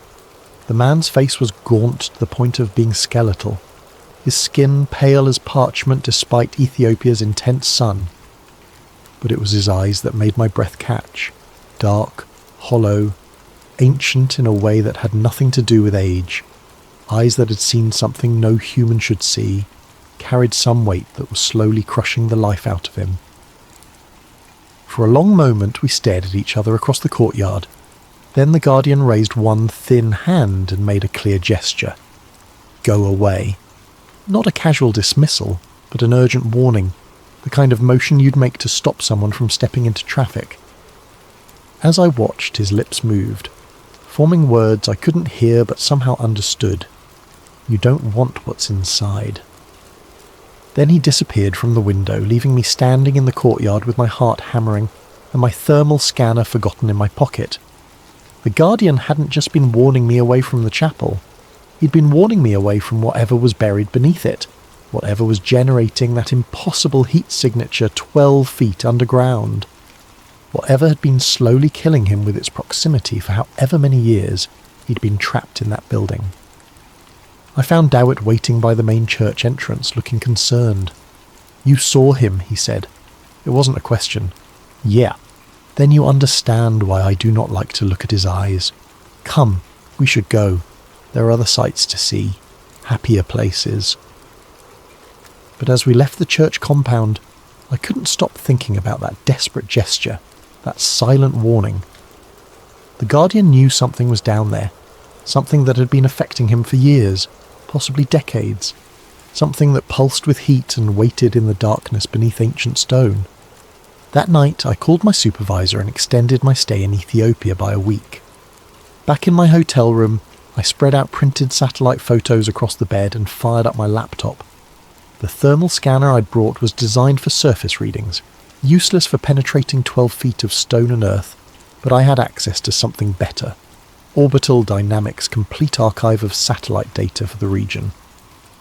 If the object beneath the chapel was generating heat, that heat had to go somewhere. And if I was right about what was down there, the heat generation might not be constant. I started with our company's historical scans of Axum, going back 15 years to when we first began regular coverage of the Horn of Africa. The early images showed the same thermal patterns I'd seen in the recent scan. Solar absorption, geothermal activity, normal ground temperatures, but the void beneath the chapel was already 3 degrees warmer than its surroundings, even in the oldest images. 15 years of continuous heat generation. Whatever was down there wasn't running on batteries. I pulled up the metadata for each scan, looking for variations in the thermal signature over time. For the first few years, the readings were remarkably consistent. 3 degrees above ambient, no significant fluctuation. Then, starting in 2010, the pattern began to change. Small spikes at first, maybe half a degree increases that lasted for a few days before returning to baseline.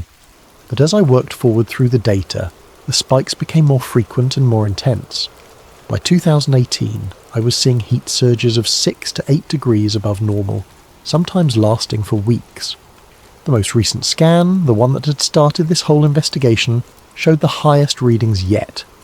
Nearly 12 degrees above the surrounding rock temperature, sustained over the 3-day period when the satellite had passed over the region. I sat back, staring at the data visualization on my screen. The heat signature wasn't just evidence that something was buried beneath the chapel. It was evidence that something was becoming more active, more powerful, more awake. But what could cause those kinds of fluctuations? I needed to correlate the thermal spikes with external events, see if there was a pattern I was missing. I opened a new browser window and started searching for news archives covering Ethiopia and the surrounding region. Wars, natural disasters, political upheavals. anything that might correspond to the dates when the thermal readings spiked. The first major heat spike had occurred in September 2010. I cross-referenced the date and found coverage of renewed fighting in South Sudan, just a few hundred miles from Axum. Border clashes, civilian casualties, the usual litany of African conflict. The heat signature had jumped to 6 degrees above normal and stayed there for 2 weeks. December 2014, another spike, this one lasting almost a month. I found reports of protests in Ethiopia's Oromia region that had turned violent, with government forces killing dozens of demonstrators. The thermal readings had peaked at 8 degrees above normal. March 2019, the biggest spike yet, nearly 10 degrees above ambient temperature. Major fighting had erupted between Ethiopia and Eritrea along their shared border, the worst violence in years between the two countries. Thousands of troops mobilised, artillery exchanges, threats of full-scale war. The pattern was undeniable. Every time conflict erupted in the region, the object beneath the chapel became more active. Not just reactive, but almost anticipatory. Some of the thermal spikes had begun days or even weeks before the first news reports of violence. I leaned back in the hotel room's uncomfortable chair, trying to process what the data was telling me. If the Ark of the Covenant was really buried beneath that chapel, and if it was somehow responding to regional conflicts, what did that mean? According to biblical accounts, the Ark had been a weapon, used by the Israelites to destroy their enemies and part the Jordan River. But those were just stories, weren't they? Ancient myths to explain natural phenomena or military victories. Except now I had 15 years of satellite data suggesting those stories might have been more literal than anyone imagined. I opened a new search window and typed in Ark of the Covenant Biblical Powers. The results were a mixture of scholarly articles, religious websites, and conspiracy theories, but certain themes appeared consistently. The Ark as a communication device between God and Moses. The Ark as a weapon capable of destroying armies. The Ark as a source of divine power that killed anyone who touched it improperly. One academic paper caught my attention. Electromagnetic Anomalies in Biblical Texts, a technical analysis of the Ark narrative. The author, a physicist from MIT, had attempted to explain the Ark's described effects in terms of advanced technology rather than divine intervention. According to his analysis, the biblical descriptions were consistent with some kind of high-energy, electromagnetic device, possibly using principles that modern science was only beginning to understand. The paper was 8 years old and had been largely ignored by mainstream academia, but its conclusions were fascinating. If the Ark contained technology rather than divine presence, technology based on electromagnetic manipulation of space-time, then its effects on local conflicts might be measurable, predictable, even controllable. I glanced at the clock. It was nearly midnight, but I wasn't tired. I had 15 years of data to analyse, patterns to uncover, connections to make. If I was right about what was happening, the implications went far beyond archaeological discovery. This was about a weapon that had been influencing regional conflicts for decades, maybe centuries, sitting 12 feet beneath a chapel in northern Ethiopia, a weapon that was becoming more active. I pulled up the most recent thermal readings again, studying the heat signature that had triggered this entire investigation. 12 degrees above ambient temperature, the highest reading yet. And according to the news feeds I'd been monitoring, tensions were rising again along the Ethiopia-Eritrea border. Troop movements, diplomatic protests, the same warning signs that had preceded every previous spike in the thermal data. If the pattern held, the heat signature beneath the chapel would spike again within days, and somewhere in the Horn of Africa, people would start dying. I saved all my analysis to an encrypted drive and uploaded backup copies to 3 different cloud storage services. Whatever was happening in Axum, I was probably the only person outside the Ethiopian Orthodox Church who understood the connection between the buried object and regional violence. The only person who could prove that the Ark of the Covenant wasn't just a religious relic, but an active weapon that had been shaping the history of East Africa for 3 millennia. The only person who might be able to stop it. I had a contact at the Vatican Archives, someone I'd met at a conference on satellite archaeology 3 years earlier. Elena Rossi was a researcher specialising in the historical verification of biblical sites, and she had access to documents that most scholars could only dream of seeing. If anyone could tell me what the Catholic Church knew about the Ethiopian claims regarding the Ark, it would be her. I drafted a carefully worded email describing my satellite findings in technical terms, without mentioning my theories about the thermal correlations with regional conflicts. I presented it as an archaeological question. Had the Vatican ever investigated the Ethiopian Orthodox claims about possessing the Ark of the Covenant? Elena's response came within 6 hours, which surprised me. Her replies usually took days, given the bureaucratic nature of Vatican communications. Alex, your inquiry has been noted and forwarded to the appropriate department. However, I must inform you that materials related to your specific request are currently under protocol relic restrictions. I cannot provide further information at this time. I would advise against pursuing this research direction. E. Rossi, Protocol Relic. I'd never heard the term before, and a quick internet search turned up nothing. No academic papers, no government documents, no casual references in religious forums. It was as if the phrase existed in a completely separate information ecosystem, one that normal researchers couldn't access. That afternoon, my hotel room phone rang. The caller ID showed only international with no number. Mr. Morrison. The voice was American, middle-aged, with the kind of neutral accent that comes from years of diplomatic training. Yes, my name is Cardinal Michael Toretti, Vatican Secretariat of State. I understand you've been making inquiries about certain historical artifacts currently held by our Ethiopian Orthodox colleagues. A cardinal calling me directly. In 31 years of life, I'd never been important enough to warrant attention from anyone higher than a district manager, and now I had a Vatican cardinal on the line. I'm a satellite imaging technician, I said carefully. I analyse ground-penetrating radar for geological surveys.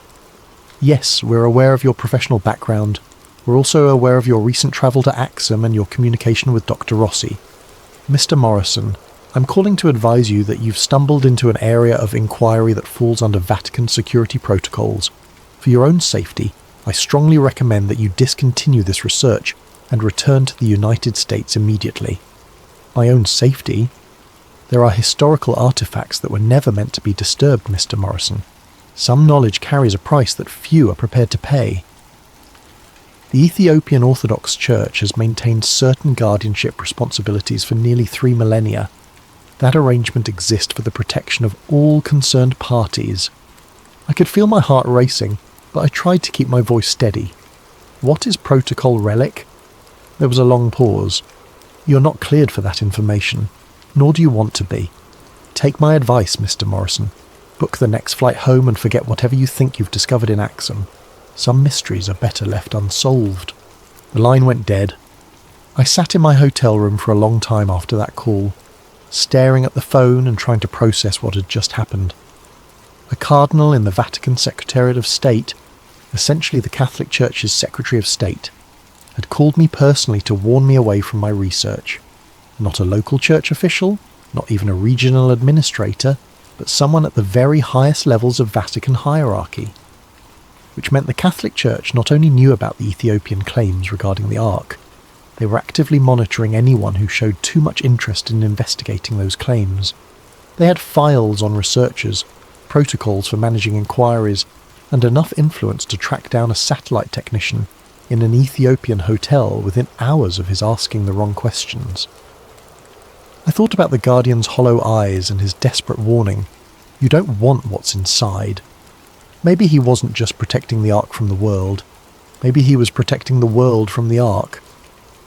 My laptop chimed with a new email notification. The sender was listed as E. Rossi, but the message was clearly not from Elena. Mr. Morrison, this will be my final communication on this matter.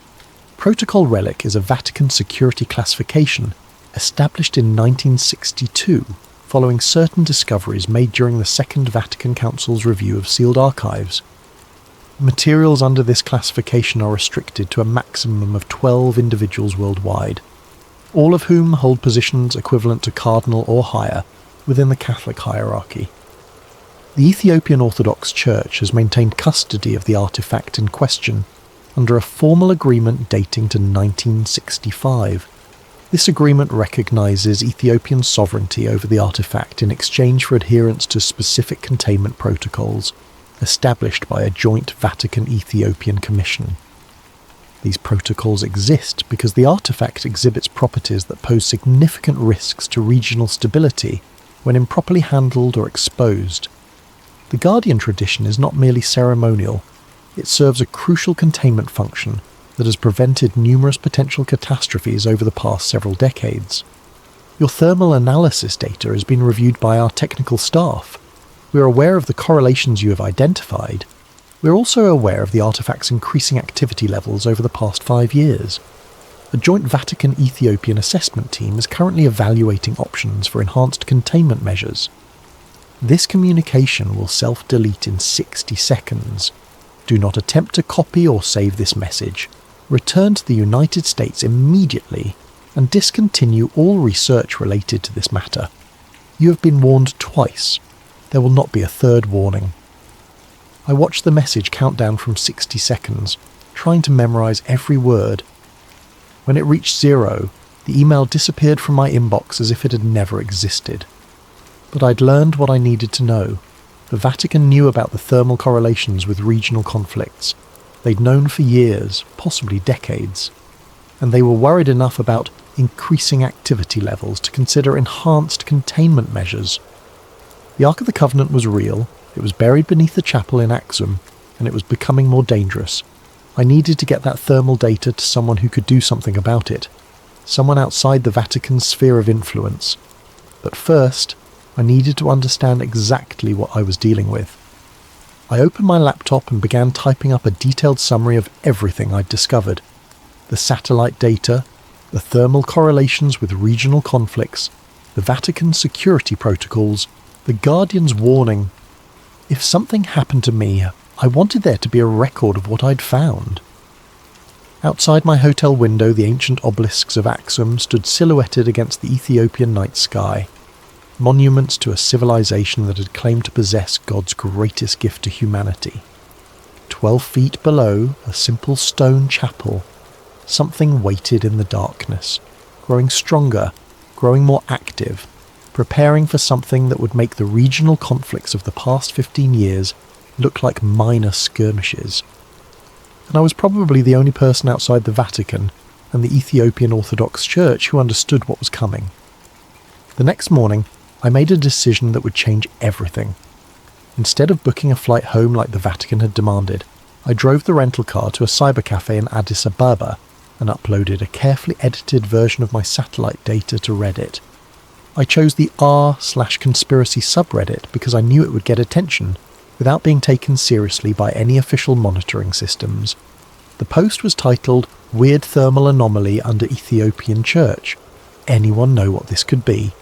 I included 3 of the clearer thermal images showing the heat signature beneath the Church of Our Lady Mary of Zion, along with GPS coordinates and a brief description of the geometric void. I deliberately left out any mention of the Ark, the Vatican communications, or the correlations with regional conflicts. To casual readers, it would look like a curious geological anomaly discovered by a satellite technician who was genuinely puzzled by what he'd found. The post got 17 comments in the first hour. Most were jokes about ancient aliens or government cover-ups, but a few showed genuine technical interest. One user with apparent geology credentials suggested underground geothermal activity. Another pointed out that the heat signature was too localized and too geometric to be natural. I was reading through the comments when my laptop screen went black. Not a normal shutdown or crash, but an instantaneous cut-off as if someone had yanked the power cord. Except the laptop was running on battery power and the charging light was still on. The screen stayed black for maybe 10 seconds, then flickered back to life showing the Windows startup sequence. When the system finished rebooting, my Reddit post was gone. Not deleted with a moderator message, not removed for violating community guidelines, but completely absent as if it had never existed. My browser history showed no record of visiting Reddit. The thermal images I'd uploaded weren't in my recent files folder. Someone had remotely accessed my laptop and scrubbed all evidence of the post, while leaving everything else untouched. I sat in the internet cafe for a long time, watching Ethiopian families use the other computers to video chat with relatives abroad and university students researching papers. Normal people living normal lives, oblivious to the fact that I'd just learned something terrifying about the reach and capabilities of whoever was monitoring research into the Axum artifact. They had hacked my laptop remotely, selectively deleted specific files, and removed all trace of my Reddit post within hours of its publication. This wasn't just Vatican influence or church pressure. This was signals intelligence, cyber warfare capabilities, the kind of resources that only major governments or international intelligence agencies could deploy. I paid for my computer time and walked back to the rental car, feeling like I was being watched even though the street looked perfectly normal. Addis Ababa traffic flowed around me with its usual chaotic energy. Buses packed with passengers, merchants pushing handcarts loaded with goods, children selling bottled water at red lights. But someone in that crowd could be monitoring me. Someone with access to satellite feeds and facial recognition software, and the authority to scrub information from major social media platforms in real time. That night, back in my hotel room in Axum, I made backup copies of all my remaining data and hid them in 3 different locations around the town. One encrypted drive taped under a restaurant table where I'd eaten dinner, another hidden in the base of an ancient obelisk in the archaeological park, the third buried in a plastic bag near a tree outside the Church of Our Lady Mary of Zion, as close to the chapel as I could get without being seen. If they could hack my devices remotely, I needed analog backups they couldn't access digitally. The next morning I woke to find my hotel room door unlocked. I always used the deadbolt and chain lock, habits from years of business travel. But both were disengaged, and there was no sign of forced entry. My luggage had been searched with professional thoroughness. Everything returned to almost exactly its original position, but with tiny variations that proved someone had been through my belongings. My laptop was still there, apparently untouched. My cameras and field equipment were undisturbed, but the encrypted drive where I'd stored copies of the satellite data was missing from the hidden compartment in my suitcase. They'd taken only what they needed and left everything else to maintain the illusion that nothing had happened. Except they'd made one mistake. They'd unlocked the door when they left, probably to avoid the sound of manipulating the locks from inside. I was no longer just being monitored, I was being actively managed. I packed quickly and checked out of the hotel, telling the desk clerk I had a family emergency back in the United States. But instead of heading to the airport, I drove to the archaeological park and retrieved the data drive I'd hidden at the base of the obelisk. Sitting in the rental car with ancient stone monuments all around me, I made one final attempt to get the information out. I logged into an anonymous email account I'd created years earlier and composed a message to every major news organisation I could think of: CNN, BBC, Reuters, AP, the New York Times. The subject line was simple: evidence of active electromagnetic anomaly at claimed Ark of Covenant site in Ethiopia. In the body of the message I laid out everything: the satellite thermal data, the correlations with regional conflicts, the Vatican's protocol relic warnings, the cyber intrusion and hotel room search. I attached the clearest thermal images and GPS coordinates, along with a detailed timeline showing how the heat signature had intensified over 15 years. I hit send and watched the message appear in my outbox, then immediately start moving to the sent folder. Except it never arrived. I tried again with a different email service, then a third. Same result every time. The messages showed as sent from my end, but never reached their destinations. Someone was intercepting my communications at the internet service provider level, identifying and blocking any transmission that contained my satellite data or references to the Axum thermal anomaly. I was completely isolated, cut off from any normal channels of communication, surrounded by an electronic net that prevented me from sharing what I'd discovered. But I still had the physical drive hidden near the church, and I still had one option they couldn't control remotely.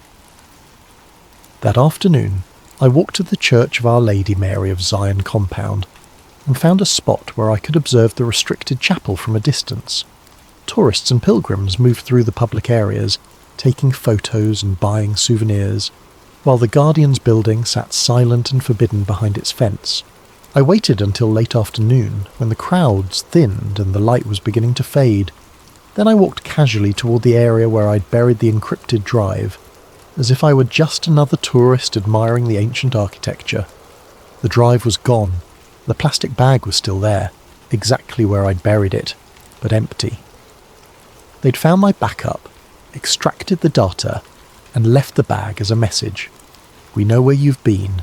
We know what you've hidden. We can reach anything you think is secure. As I stood there staring at the empty bag, a shadow fell across the ground beside me. I looked up to see the Guardian standing at one of the chapel windows, his hollow eyes fixed on my face. But this time, he wasn't warning me away. He was nodding, almost imperceptibly, as if he approved of what I'd been trying to do. Then he pointed downward, toward the ground beneath my feet, and mouthed a single word I could read clearly even at 50 yards distance. Soon! I flew back to the United States the next day, but I never made it to my apartment in Denver. 2 men in dark suits were waiting for me at baggage claim, holding a sign with my name and looking like the kind of federal agents you see in movies. "Mr. Morrison, we're with the Department of Homeland Security. We need to speak with you about your recent travel activities." They escorted me to a windowless room in the airport's security section, where a third man was waiting with a thick folder and a digital recorder. "I'm Agent Phillips," the older man said. "We understand you've been conducting unauthorized intelligence gathering in Ethiopia, specifically related to sites of religious significance to our Ethiopian government partners. I'm a satellite imaging technician. I analyze geological data for mining and construction companies. We're aware of your professional background, Mr. Morrison.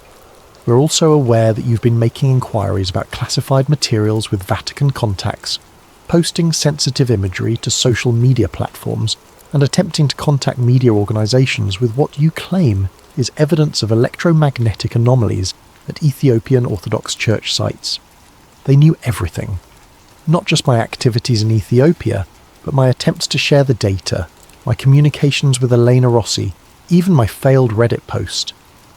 The thermal imagery you captured falls under the jurisdiction of several international agreements regarding the protection of cultural and religious sites," Phillips continued.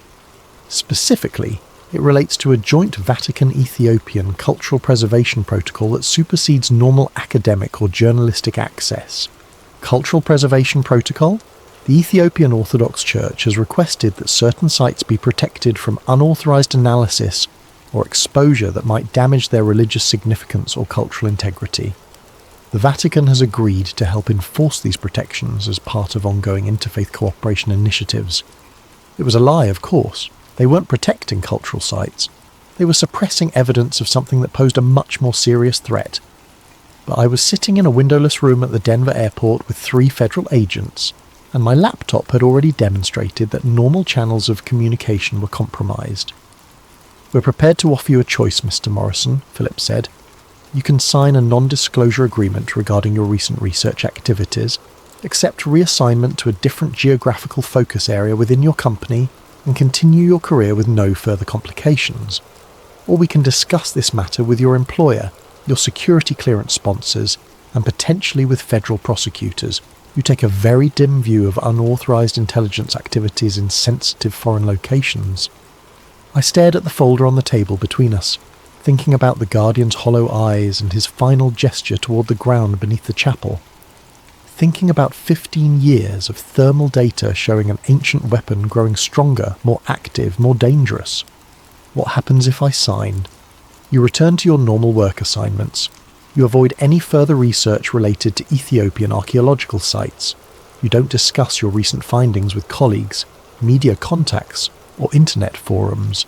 In exchange, we ensure that your employer receives a positive assessment of your professionalism and discretion during this culturally sensitive assignment.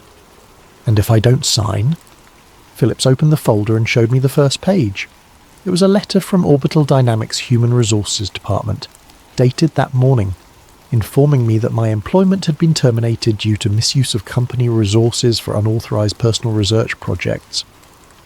Your security clearance will be revoked, he continued. Your access to government contracting databases will be permanently blocked, and we'll be sharing our assessment of your activities with other satellite imaging companies, geological survey firms, and any future employers who request background information. They were offering to destroy my career or let me pretend none of this had ever happened, but either way, the information I'd gathered would never reach anyone who could act on it.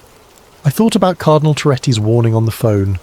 Some knowledge carries a price that few are prepared to pay. Maybe this was the price. Professional destruction, isolation, the slow erasure of everything I'd worked to build over the past decade. I need time to think about it. You have until we finish processing your luggage, 20 minutes, maybe 30. 20 minutes to decide whether to sacrifice my career for information that no one would believe, no one could verify, and no one was allowed to investigate. I signed the non-disclosure agreement. They released me 2 hours later with a stern warning about the consequences of violating federal agreements and a business card with a phone number I could call if I ever felt tempted to discuss my Ethiopian research with anyone. But they made one crucial mistake. They assumed I was the only person who had access to the satellite data. That night in my apartment in Denver, I opened my laptop and logged into Orbital Dynamics employee portal. My access had been suspended, as expected, but the system showed I was still listed as being on authorized leave for another 3 days. Someone had delayed updating my termination in the central database. I used those 3 days to access everything I could reach. Not just my own analysis files, but the complete archive of satellite coverage for the Horn of Africa going back to the company's founding. If the thermal anomaly beneath the Axum Chapel was increasing in intensity, there might be other sites showing similar patterns, other locations where ancient artifacts were responding to modern conflicts. What I found was worse than I'd imagined. The arc wasn't unique, it was part of a network. Thermal anomalies appeared at 17 different locations across the Middle East and North Africa, all buried beneath religious sites, all generating heat signatures that correlated with regional violence. A geometric void beneath the Dome of the Rock in Jerusalem. Another under the Great Mosque of Mecca. Heat sources beneath Christian monasteries in Syria, Coptic churches in Egypt, ancient temples in Iraq. Every major conflict of the past 2 decades, the Iraq War, the Syrian Civil War, the Arab Spring, the ongoing violence in Yemen and Libya, correlated with intensified thermal activity at multiple sites, as if the artifacts were communicating with each other, coordinating their responses to human warfare. I copied everything I could access onto encrypted drives and mailed them to safety deposit boxes in 3 different states. Then I submitted my resignation from Orbital Dynamics, citing personal reasons, and disappeared.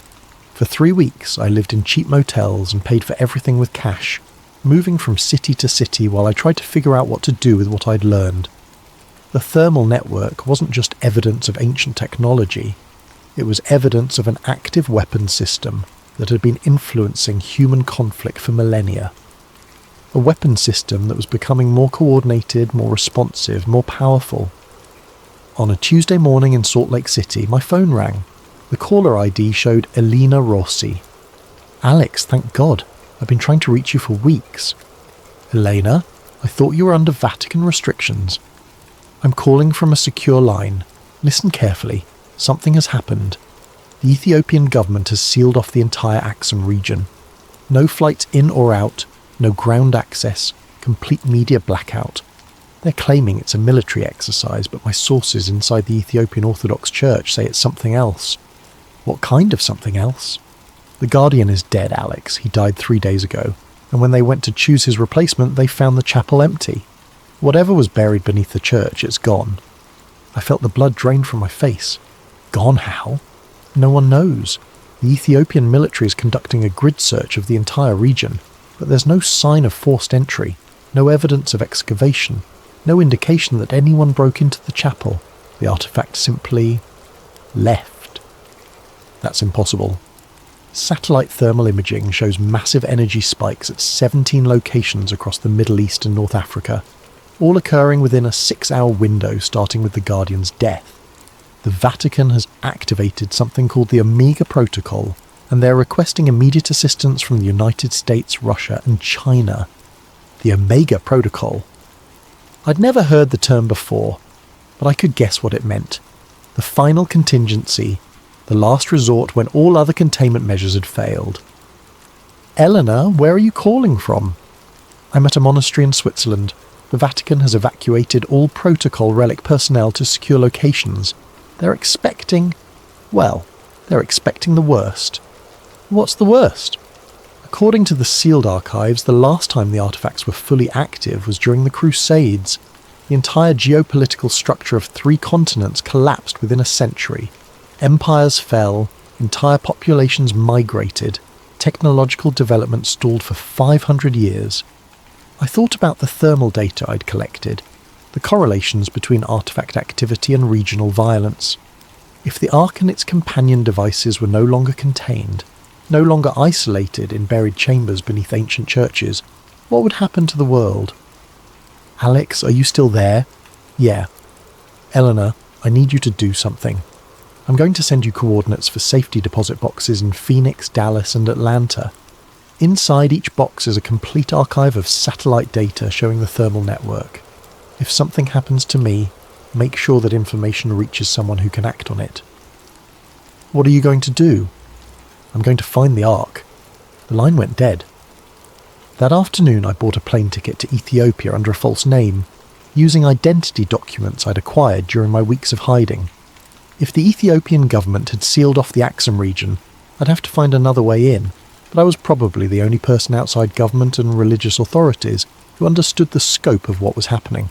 The only person who might be able to track down a 3,000-year-old weapon that had just escaped from its prison and was preparing to reshape human civilization. I'm writing this from a cabin in the mountains of western Montana, 6 months after the Axum incident. The official story is that a localized seismic event damaged several ancient structures in northern Ethiopia, requiring temporary military restrictions while archaeological assessment teams evaluate the cultural heritage impact. The real story is that 17 ancient weapons have vanished from their containment sites across 3 continents, leaving behind nothing but empty chambers and the withered corpses of their guardians. The thermal network I discovered through satellite analysis was just the visible symptom of something much older and more complex. For 3 millennia, objects of immense power had been sleeping beneath humanity's most sacred sites, occasionally stirring in response to nearby conflicts, but generally remaining dormant under the watch of religious orders that had forgotten why they were really guarding empty rooms. Now they're awake, active and loose in a world with 7 billion people, and enough weapons to destroy civilization a dozen times over. Elena kept her promise and distributed copies of my satellite archive to researchers at major universities, intelligence agencies, and international organizations. Most dismissed the data as elaborate hoax or misinterpreted sensor readings.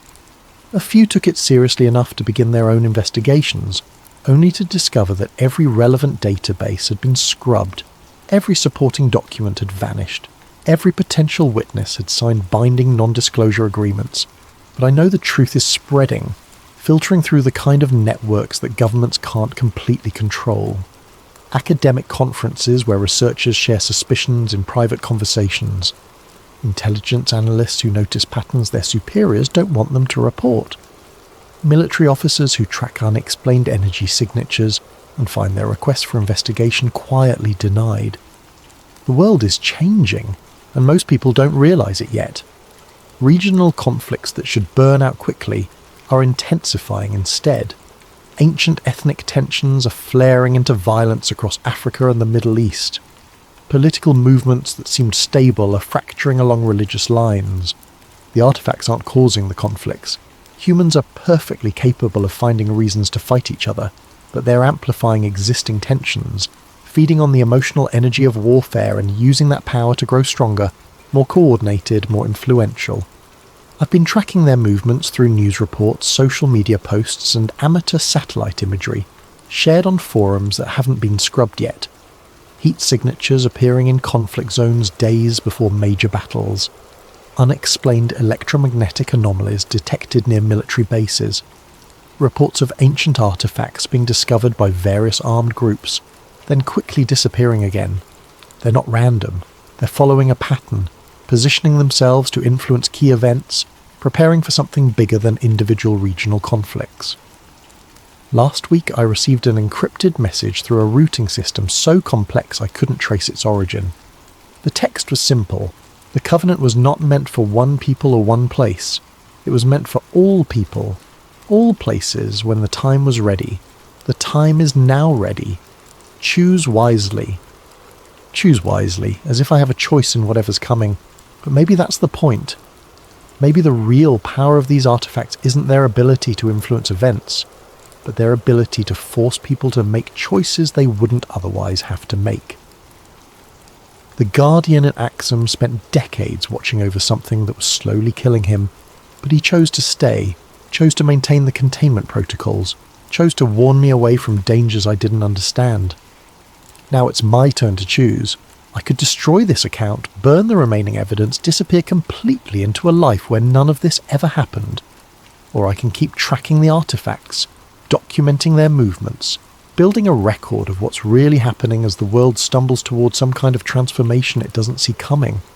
The cabin where I'm staying sits on 40 acres of isolated mountain forest, far from cities and conflict zones, and the electromagnetic networks that seem to attract the artifact's attention. But even here, on clear nights, I can see strange lights moving across the sky.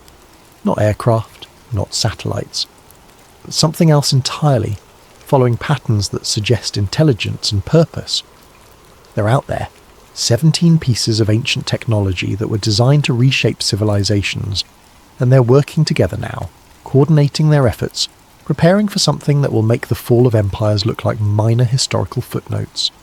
I have 3 more encrypted drives hidden in various locations around the country, each containing copies of everything I've learned about the thermal network and the artifact sites.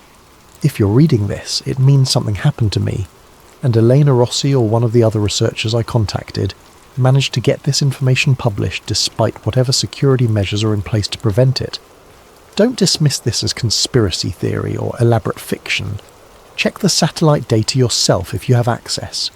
Look for thermal anomalies beneath major religious sites. Track the correlations between unexplained energy signatures and regional conflicts. Pay attention to news reports of ancient artifacts being discovered and then quickly classified or removed by authorities. The pattern is there if you know how to look for it. The Ark of the Covenant was never lost.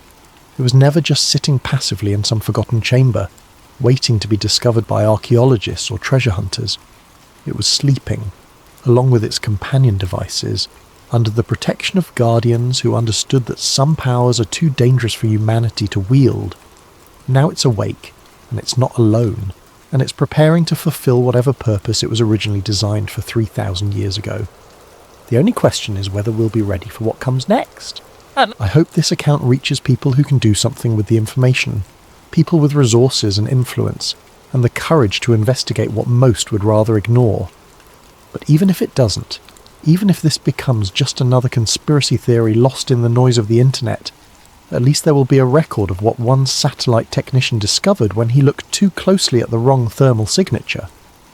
The Ark Protocol is active. The Covenant has been renewed, and somewhere in the darkness between the ancient and the modern, 17 pieces of divine technology are preparing to reshape the world according to plans that were set in motion before human civilization began. Choose wisely. Alex Morrison, December 2024.